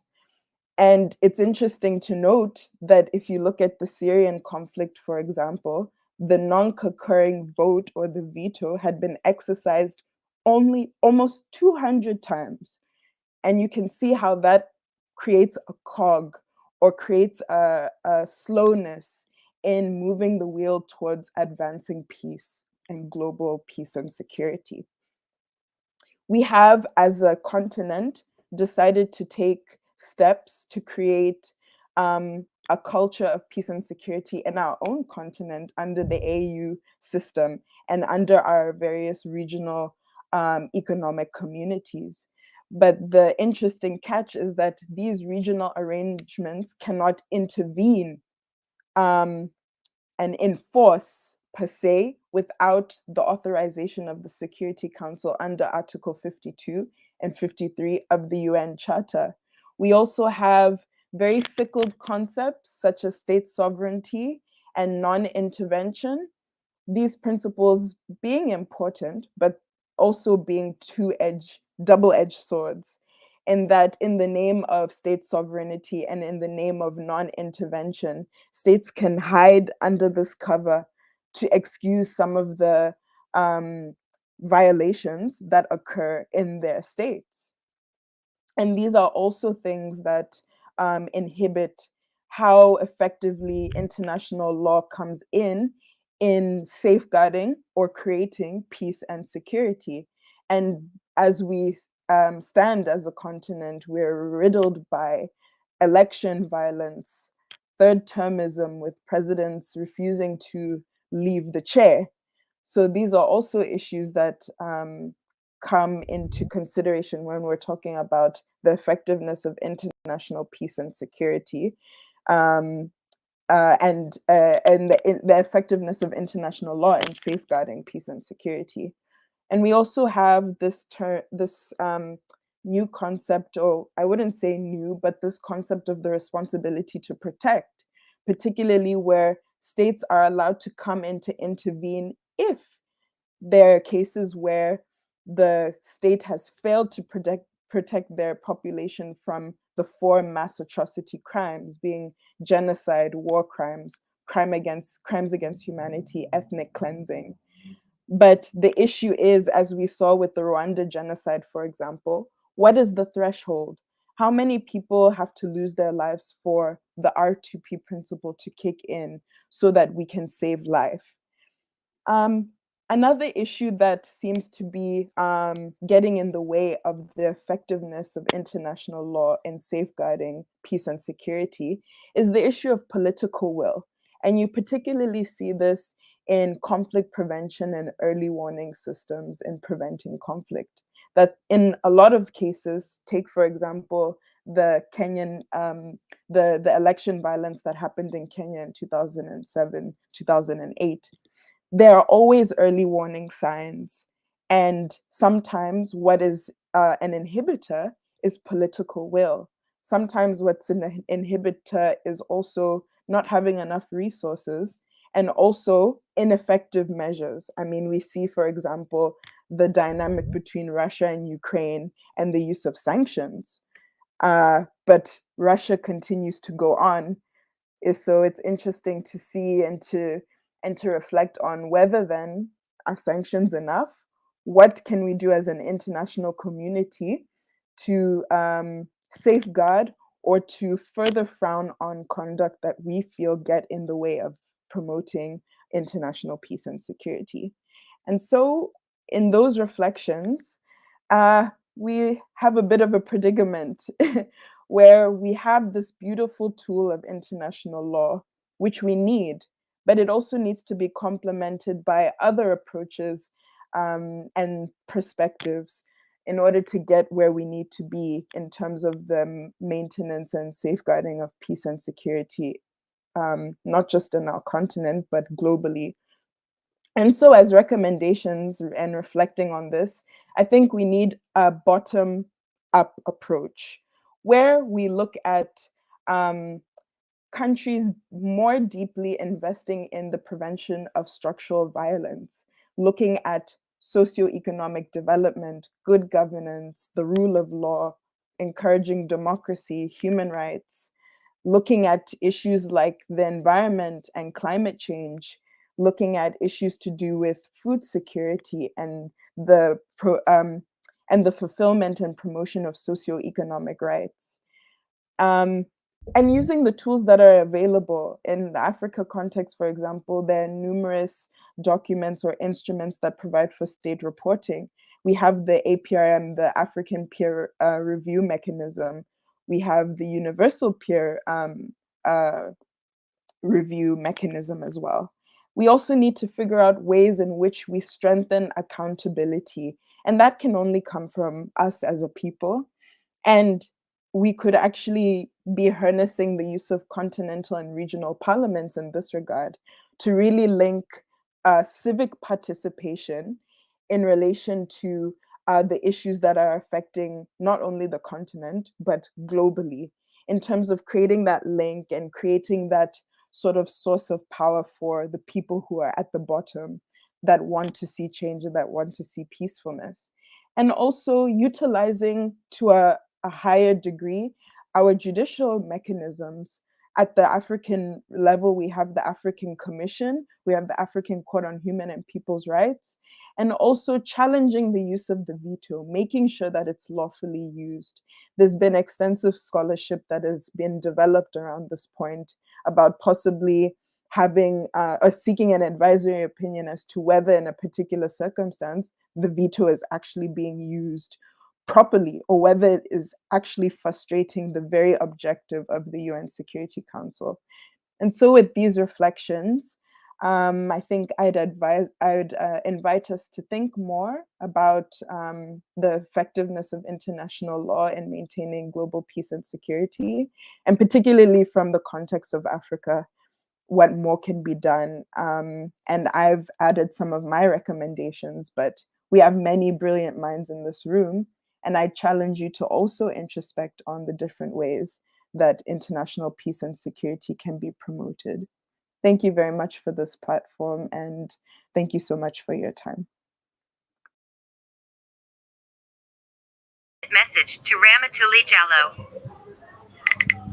1509. Thank you very much. Live.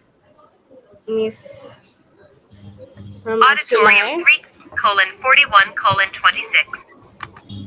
At the moment, we are very grateful for that insight and deep analysis, however short it might have been in relation to how effective international law is in maintaining global peace. And at this juncture, I would like to invite our next guest speaker, who is Dr. Tajuddin Sani. Dr. Tajuddin Sani holds a doctoral of law that is from Nelson Mandela University, Port Elizabeth, South Africa, an LLM at the University of Ilorin, his LLB at Ahmadu Bello University, and bar qualification at Nigeria Law School, that is in Nigeria. He is a barrister and solicitor of the Supreme Court of Nigeria. Dr. Tajuddin Sani specializes in law of the sea, marine law, international economic law, environmental law, international energy law, and cooperative law. He has taught and supervised theses in these disciplines at undergraduate and postgraduate levels, as well as in other areas such as jurisprudence and equity and trust. He is a member of the advisory board of International Economic Justice League, that is in California in the United States. Sequel to joining the academia, Dr. Sani has worked at Yunus Ustaz Usman, a leading law firm in West Africa, and at Dr. Ariosu and Company, after which he co-founded Ishosola and Sani Consort, that is a law firm whose main objective was to assist the underprivileged to have access to justice. Dr. Sani is currently a senior lecturer at Kampala International University, that's in Kampala, Uganda. He was the head commercial law department at KIU, where he also founded and headed Environmental and Energy Law Research Forum. He is also a senior research fellow at the Department of Public Law, that is at Nelson Mandela University, Port Elizabeth in South Africa. In that capacity, Dr. Sani is currently involved in a collaborative research founded by the One Ocean Hub of University of Strathclyde, that's in the UK, on marine spatial planning in a number of countries in Africa, Caribbean, and South Pacific. Dr. Sani has also taught in Islamic University in Uganda, that is IUIU, served as a legal advisor to the American NGO, that is Global Institute for Allied Health, Psychology, and AIDS. As a law manuscript editor for Panamaline Law Publishers, he has worked on a number of books, such as Case Book on Lawyers' Ethics and Professional Conduct, that is by Professor George Kainhamba, a former Ugandan Supreme Court Justice and a judge of the African Court of Human Rights. Dr. Sani has been involved in consultancy research of societal relevance. For example, he was commissioned in 2014 by the Ugandan Parliamentary Commission to conduct research on alignment of Uganda energy on minerals laws and budgetary projections with policy documents such as Vision 2040. He has keen interest in social justice advocacy research, as exemplified by the founding of Academics Against Injustice, in which he is currently the chairperson. Dr. Sani has many academic publications to his credit and belongs to a number of professional associations such as the International Law Association, Society of International Economic Law, and Society of Legal Scholars in the UK. Dr. Sani, you're welcome.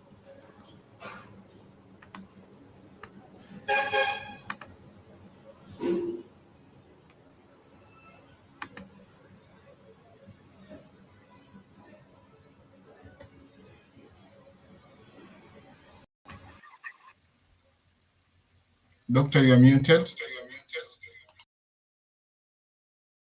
Yes, I want to share screen. I've been trying to see where I can do that. I'm not used to Jitsi.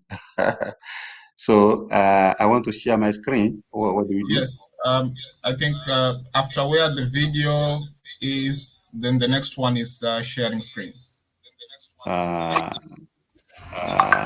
Between the chat, just next to chat. Oh, next to chat, before chat? Yes, before chat, exactly. Okay, I have seen Togo's, yes, I've seen this. I think you need to allow me, isn't it? To share screen? No, I've already allowed you. Okay. I'm pressing it.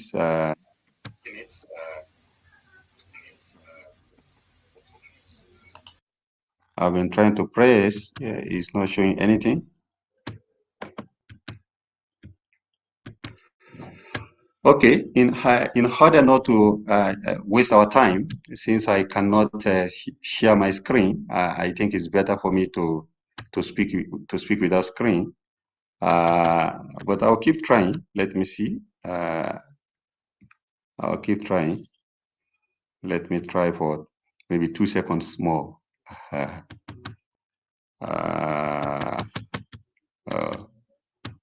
Oh, okay. Well, I don't know. Nothing is showing. It's not taking me to my computer. It's not. Okay, let me just present like that. Okay, thank you very much. As you all know, or as you must have been told, the topic of my presentation is corruption and lack of basic service delivery as a recipe for conflict in Africa.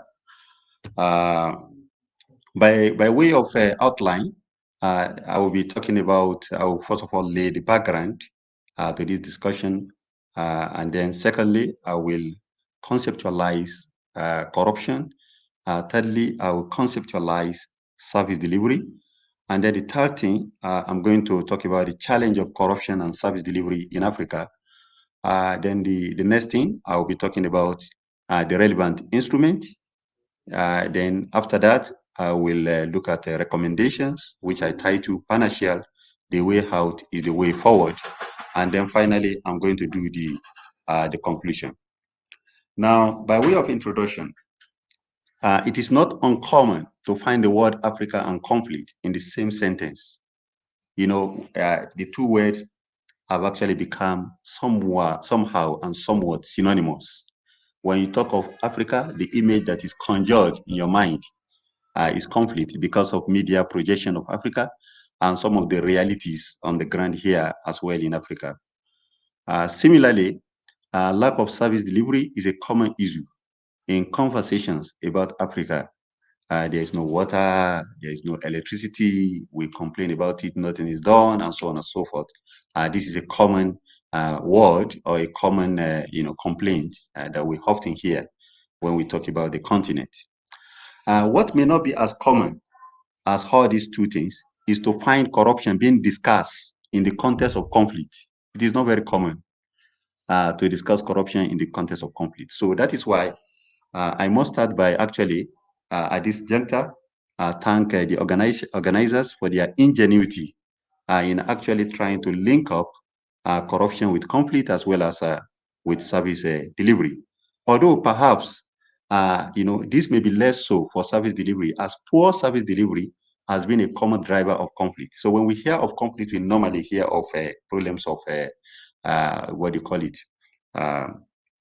conflict, because of course, people will always protest because of issues of lack of service delivery or poor service delivery. Certainly, both corruption and poor service delivery are Siamese twins, and are a recipe for conflict for obvious reasons. So service delivery may be withheld or poorly rendered by a public official because he wants a tip. Corruption may cause poor service delivery when funds budgeted, for example, for an anesthesial machine in an hospital from United States is used to buy a fake one. In both cases, you may have public discontent resulting into conflict. For example, in the first case, when a riot breaks out because government officials fail to fix a water problem due to the fact that they want a bribe, which they may not even request for, but it might be implicit, or in fact, not just implicit, but actually explicit in their conduct. Now, for example, also in the second case, when a fake anesthesia machine keeps killing patients in a public hospital, it may cause public uproar. There is another sense, to this correlation. When insecurity prevails and gang mafias take over public spaces because security funds, which are actually meant to take care of issues of security in the neighborhood, in the country, when these are being swindled by public officials.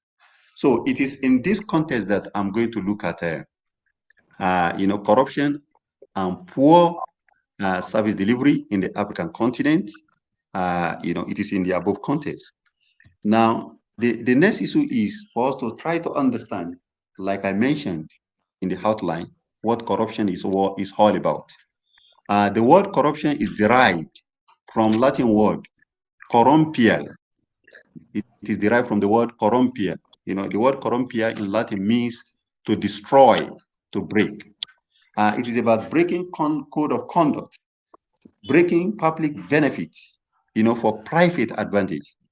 Thus, it has been described by Sen, a scholar, in a work in 2000 as the violation of established rules for personal gain and profit. According to another scholar, Frederick, corruption is a type of behavior which digresses from the prevailing or expected standard. According to the International Monetary Fund, it is abuse of trust for private benefits. Now, there are different types of corruption. Scholars have given different kinds of classification. There is political corruption, whereby you have corruption at the highest level of government, to the extent that even laws are made, to promote corruption, or to actually leave gaps in the law in such a way that when public officials are caught, they can easily be let off the hook. Then you also have the common one that we face, as individuals, in our bid to actually, receive service in different government offices. This kind of corruption is known as bureaucratic corruption. Bureaucratic corruption. Some people have called it administrative. Some people have called it administrative corruption. You go to a Ministry of Internal Affairs, you are not being attended to. You go to the water service company, corporation, you are not being attended to. There is no electricity, and then you go where you are supposed to go, the power utility company, corporation of the government, you are not being attended to. You go to the electricity tribunal, there is a problem. They want a bribe. So this is, what we encounter, in our day-to-day activities, as someone who is trying to receive one or two services, from the relevant government institution. So therefore, based on this, corruption comes in different forms. It could come in form of nepotism. You have a first class, but because another person is connected to the minister, that person got the job, even though the person did not read the relevant, does not have the relevant qualification, and also has got a third class, and is not actually also, equipped with relevant skills needed for that particular job. You are equipped, you have a first class, you are competent, but you are not being taken for the job. That is nepotism. Bribery, we all know what that is all about. Extortion, which we all encounter many roadblocks across Africa.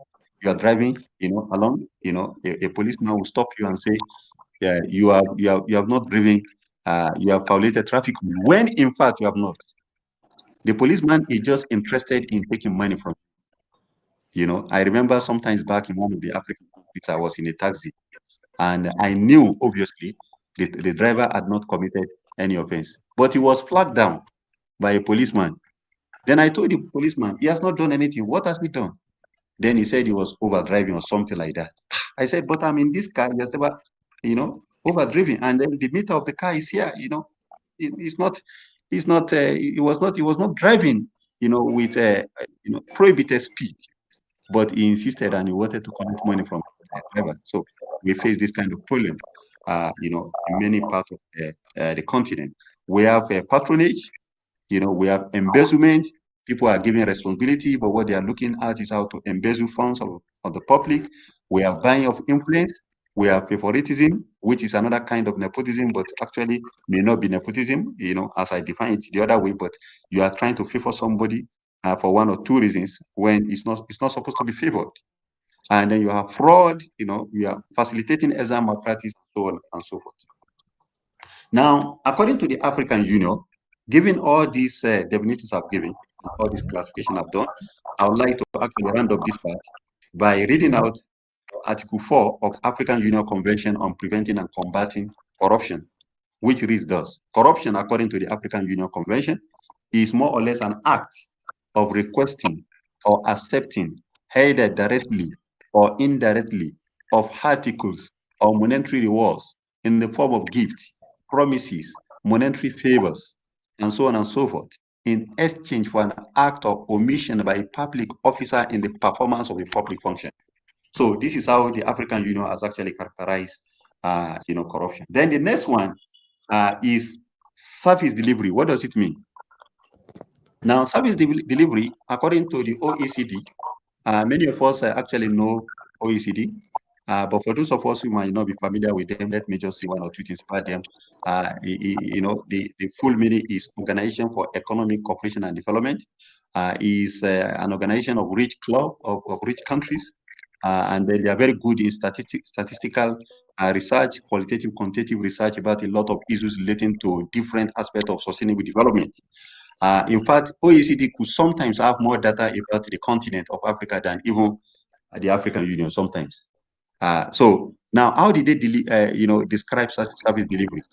They describe it as any contact with the public administration during which customers or citizens, residents or enterprises seek or provide, data, handle their affairs or have their affairs handled or fulfill their duties. So this is what is called service delivery.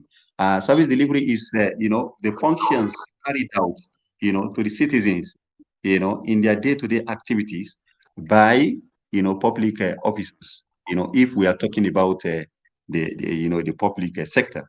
So these services should be, is expected to be delivered in an effective, predictable, reliable, citizen, customer-friendly manner. Now, according to the, that's according to another scholar. But then going back to OECD also actually tries to give us at least three major essential, attributes of a good service delivery. Number one, it must be citizen-centered. It is not about the public officials themselves. It's about the citizens they are trying to reach out to. Then it must be accessible. Then number three, service delivery must be, efficient, effective, and coherent, and all these qualities, according to the OECD, must be embedded in the relevant policies and instruments and must be carried out later by the relevant government agencies. Now, what are the relevant instruments, that deal with all these issues that we have talked about? There are so many instruments that deal with these issues of corruption and service delivery. Now, we have human rights instruments, which actually touch on different aspects of corruption and different aspects of service delivery. Now, at the global level, most of the people here, I believe, if not all, are lawyers. We are all familiar with Covenant on Civil and Political Rights, of 1960s, Covenant on Social, Cultural, and Economic Rights, also of 1960s, then the UN Declaration on Human Rights, and so on and so forth. And then at the African level, we are all familiar with the African Charter on Human and People's Rights. And then there is a particular document at the African Union level, which is not very popular, but it's very, very relevant to what we are talking about, and is an important document that we need to actually bring into equation if we are talking about issues of service delivery and also about corruption, which is about African Charter on Good Governance and local development. Then there are also those instruments which are specific to corruption. At the global level, we have the UN Convention on Corruption. And then earlier than that, in 2003, the African Union came up with their own convention on corruption, christened African Convention on Preventing and Combating Corruption of 2003. The global one, came up in 2005, or was adopted in 2005.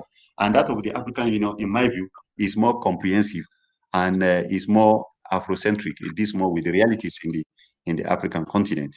Then you have a number of initiatives, of general nature, which actually address issues of corruption and service delivery. We have open government initiative, and we have dedicated one, which are addressed to specific sectors. For instance, in the extractive industry, there is the Extractive Industry Transparency Initiative. This is an initiative to ensure that governments actually make known the receipt, revenues, expenditures, income arising from extractive industries such as mining, such as petroleum, such as, and so on and so forth. And it is an initiative to which many African countries, are actually, parties. For instance, in the case of Nigeria, there is even a dedicated instrument, which is an adoption of this particular initiative at the local level. And then I'm aware here in Uganda has actually also adopted this particular initiative for the purpose of their fledgling, oil and gas industry. Then you have others like Natural Resource Data and so on and so forth at the dedicated level. Then we also have international and continental policy instruments. The SDGs are there, at the global level. Agenda 2063 actually, dwells on the issue of fighting corruption. For if at all Africa is to achieve its aims of becoming, a continent to reckon with by 2063, economically, politically, and other respects.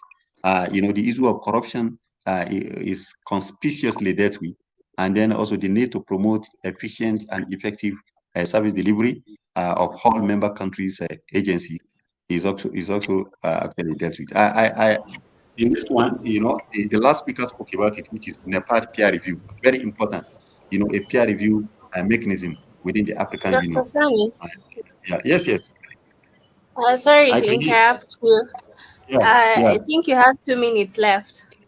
Oh, 2 minutes. I'm about to finish. Don't worry. Thank you very much. Okay. So, also at the national level, we have got a number of instruments, to that effect. So now, having dealt with all these issues at the conceptual level and talking about the relevant instrument, what is the way forward for the continent? Now, I will say that the way forward is the way out. That is what I will say. In order to move forward, Africa must take decisive measures. Number one, there's need for holistic education, which actually ensure that pupils and students at all levels of education are actually inculcated or taught integrity, at all levels, not only in terms of the curriculum, but also, in practice. And then service ethics must also be inculcated, from school to home, at every level. Then intensive advocacy, like the one Fridaus Integrated Service is trying to do now to promote integrity and service ethics is also needed, especially by the civil society, non-governmental organization, and so on and so forth. And then in carrying out the above, we need to actually integrate our cultural values. We have a lot of, beautiful, a lot of, what do you call it, foundational ethical principles, pre-colonial time, which are actually still found in many African traditional society, which we can integrate into our advocacy as well as our education. For instance, the concept of Ubuntu is there. Ubuntu is a common concept about humanity.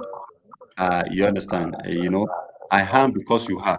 So if I harm because you harm, and if you harm because I harm, I will never do something to harm you by way of corruption, and I will never do something that will actually render you helpless. And whenever you need my help, probably I'm in a position to help you out, especially if I have a duty as a public official. I will do that. And that is the concept of Ubuntu. Then we have concept like Omoluabi, in Nigeria, also very close to that of Ubuntu. We need to actually revisit many of these cultural concepts, and we try to inculcate them, not only at the level of the traditional setting, but in officialdom, in schools, in public offices, and so on and so forth. Then, very importantly, recall that I did mention some human rights instruments. It is important that we take a human rights approach, because issues of corruption as well as issues of service delivery, they boil down to human rights. We need to actually take a human rights approach to these issues. This will also allow people that are aggrieved, oppressed, exploited, to be able to assess justice using the Bill of Rights in the Constitution. Then there is need for legal and institutional reforms, including, of anti-corruption agency, including in of ServiceCom, or including play channel like Ombudsman in so many countries, in order to allow citizens to be able to lodge effective complaint and be able to, achieve what do you call it, effective service delivery, devoid of all and any kind of corruption. In conclusion, therefore, I would say that corruption and lack of service delivery or poor service delivery are serious problems in many African countries. They cause a lot of other problems, including conflict. No society progresses with these problems. No society progresses when it is in perpetual conflict. We have the relevant instruments and policies at international levels or at national level. What remains is to adopt and implement them. We have the ball in our courts. It remains for us to play it. Well, in my last page, I have a ball here, to actually symbolize the need for us to play the ball. Yeah, you understand. And what is the ball that we need to play? The ball of actually ensuring that all these international national instruments I've actually mentioned, they are rich with values. We try to implement them, in trying to promote a culture of service delivery, effective service delivery, and also stamping out corruption. I want to thank you very much for giving me this opportunity. And in particular, I must actually thank Pre-Out Integrated Services. Honestly, I was telling a friend today that Pre-Out is doing a wonderful job. And in my view, Pre-Out should be recommended for a Nobel Prize. You understand? Because you see, it's a non-governmental organization funded by its members, especially the executive director, Mr. Abdul Karim Abdulaziz. I'm not aware it's getting funding from anywhere.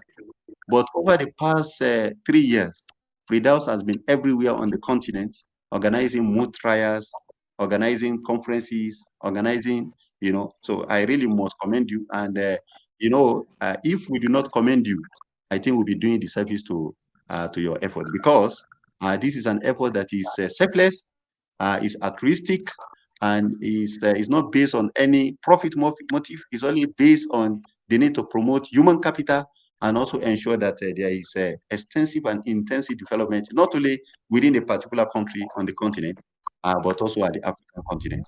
So I must commend the Fridaus Integrated Services and the executive director of Fridaus in particular. And I must also mention some other very active members of Fridaus.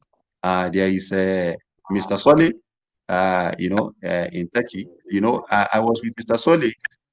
I've just arrived in Uganda right now. Just right now, as I'm talking to you. I'm just waking up. I arrived a few hours ago after a delay in my flight. But I was with Mr. Soleh, and for about 2 weeks, Mr. Soleh was doing Fridaus work. Sometimes in the middle of the night, I'm telling you, we were together in the same place, and I was just wondering, nothing, just selfless service to humanity, attending to different, writing proposals, memos of Fridaus in Turkey. This is what he's been doing. And then the same thing with Mr. John. And then, Mr. Solly and John, I'm also aware they are not working in isolation. There are, a team of other dedicated selfless people in Zambia, in other places in Nigeria who are actually working for the continent. So this actually gives me hope that for the African continent, like I actually was trying to advocate, we are going to play ball. We will not allow the ball to lie idle in our court. We are going to play it. So thank you very much. Thank you. Well, thank you very much, Dr. Sani.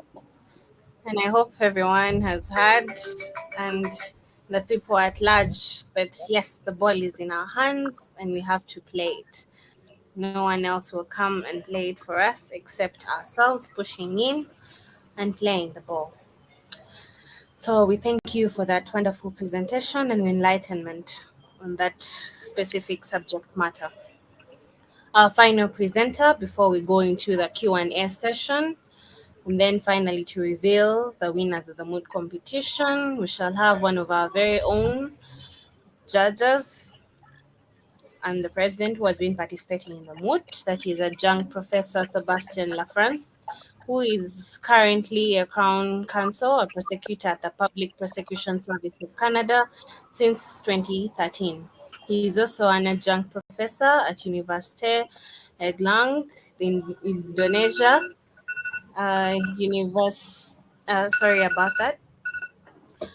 An adjunct lecturer at Ho Chi Minh City University of Law in Vietnam, visiting lecturer at Foreign Trade University in Vietnam, 2002, and he was a part-time professor of law at the University of Ottawa, that's in Canada, between the year of 2010 and 2013. He is currently a master's degree holder, candidate actually, sorry, at Laval University. He holds a law degree from Université de Quebec à Montréal and a degree in political science from University of Montreal. He was a clerk for the Honorable Marie Deschamps of the Supreme Court of Canada between the year of 2010 and 2011. And he also was an in-house counsel at the law branch of the Supreme Court of Canada between the year of 2011 and 2013. In addition to that, he was also a clerk for the Honorable Michael Robert, the Chief Judge of the Quebec Court of Appeal between the year of 2008 and 2009. He has been a public speaker in various languages since 2010 on different legal issues around the world in 21 countries so far. He has published more than 45 peer-reviewed book chapters and articles, including about public international law. He is also a hyper polyglot, being fluent in 18 languages. He won with his teammates the first international position at a public international law Moot competition in 2006. Professor, you're welcome. Thank you very much. My presentation will be way shorter than my two co-speakers, which presentations were quite interesting. Thank you very much for those. I will make it shorter and short for one main reason. I don't want the participants to wait too much longer enough for them to know who wins this final round of this great competition. So thank you very much for welcoming me to this third Africa Youth Peace Summit. I'm very pleased and happy to be amongst you today. I will try to share my screen right now. Please just let me know if you can see my screen. Yes, I think you can see my screen right now, unless I'm mistaken, correct? Yes, we can see it. Fantastic. I will touch upon actually that joins and that connects with the two previous presentations that we heard today, and I will speak briefly about the African regional frameworks on peace, and frameworks plural, not framework. There are several frameworks in Africa about peace, and I will do an overview about this. But before I start, as a Western guy, I have a short story to tell you, and just to show you how infuriating the misunderstanding of African countries and African legal issues and Africa as a whole may be to a certain extent from many Westerners, even educated ones. When I was working, and this is a true story that happened several years ago to me, but I'm still upset about it, and you will understand quickly why, and that's relevant to this presentation. So one of my former bosses several years ago, and I'm not going to say who it was, and I will not say her name, obviously, but I was telling her that I was starting to study one language. I will not say which one, but one language from West Africa. And she told me, and I swear it's true, and I quote because I would never say that myself. She said, "Oh, how can you learn an African language? Because there's only one, it's Africa, there's one language." And that person had, I swear to God, she has 2 masters or 1 PhD or something, very educated lady, not in political science, not about international law, but still a very well-educated person. But she made this horrible, unacceptable statement about Africa. And this is something we unfortunately hear too often about African countries, that Africa is seen as a whole as one. Yes, there are struggles, there are issues that may be shared by several African countries, but to simplify, to oversimplify Africa, which has so many different cultures, so many different countries, so many languages, so many cultures, so many ways to see the world. And so the Western way of oversimplifying things and say, oh, yeah, it's Africa, always as Africa, we would say, we'd never say, oh, yeah, I have a friend from Europe. Oh, I have a friend from North America. Of course not. But why do we hear, oh, yes, Africa is like this, Africa is like that, etc., etc. So for Westerners studying Africa, for many of them, unfortunately, I'm not part of them, but there's the first thing, the must-do thing to do is to demystify what Africa is, what Africa means, and what African countries are, not as a whole, but as separate entities and proud entities, in spite of the colonizations, which also, of course, impacted on the African realities. So, and why do I talk about it? It's because basically, and as we heard before, and I will just skip to this slide here directly. As we heard from the first speaker, very wisely, and she said that peace building and basically and I paraphrase what she said, but this requires positive participation, and it has various aspects. And to cite these authors here, this author here, so the management of international violence since the end of the Cold War has imposed more responsibilities on regional organizations in Africa, organizations that are regional. So I insist on the fact that Africa, yes, Africa should stand united. It's not what I'm saying, but not knowing Africa is a flaw that is unfortunately too spread out in the Western world.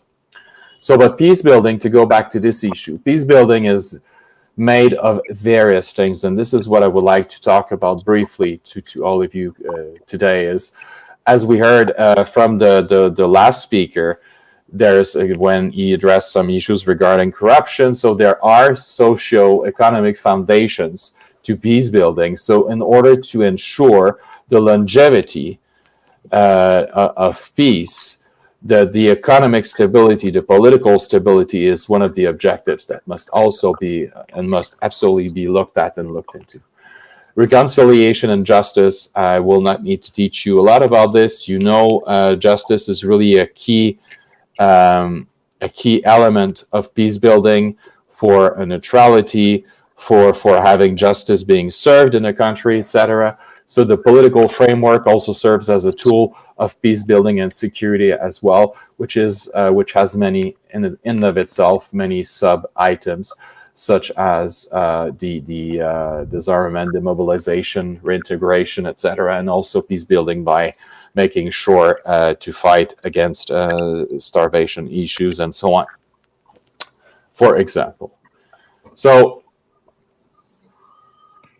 something else about peace building is, and I'm thinking, because the facts of the case, one portion of the facts of the case was addressing the issue of rape in international criminal law, and unfortunately this has been too widespread amongst conflicts around the world, including in Africa, as we may have heard, including in the genocide in Rwanda, for example, where rape was used as a military weapon somehow in order to impose the will of one people over another. That's one example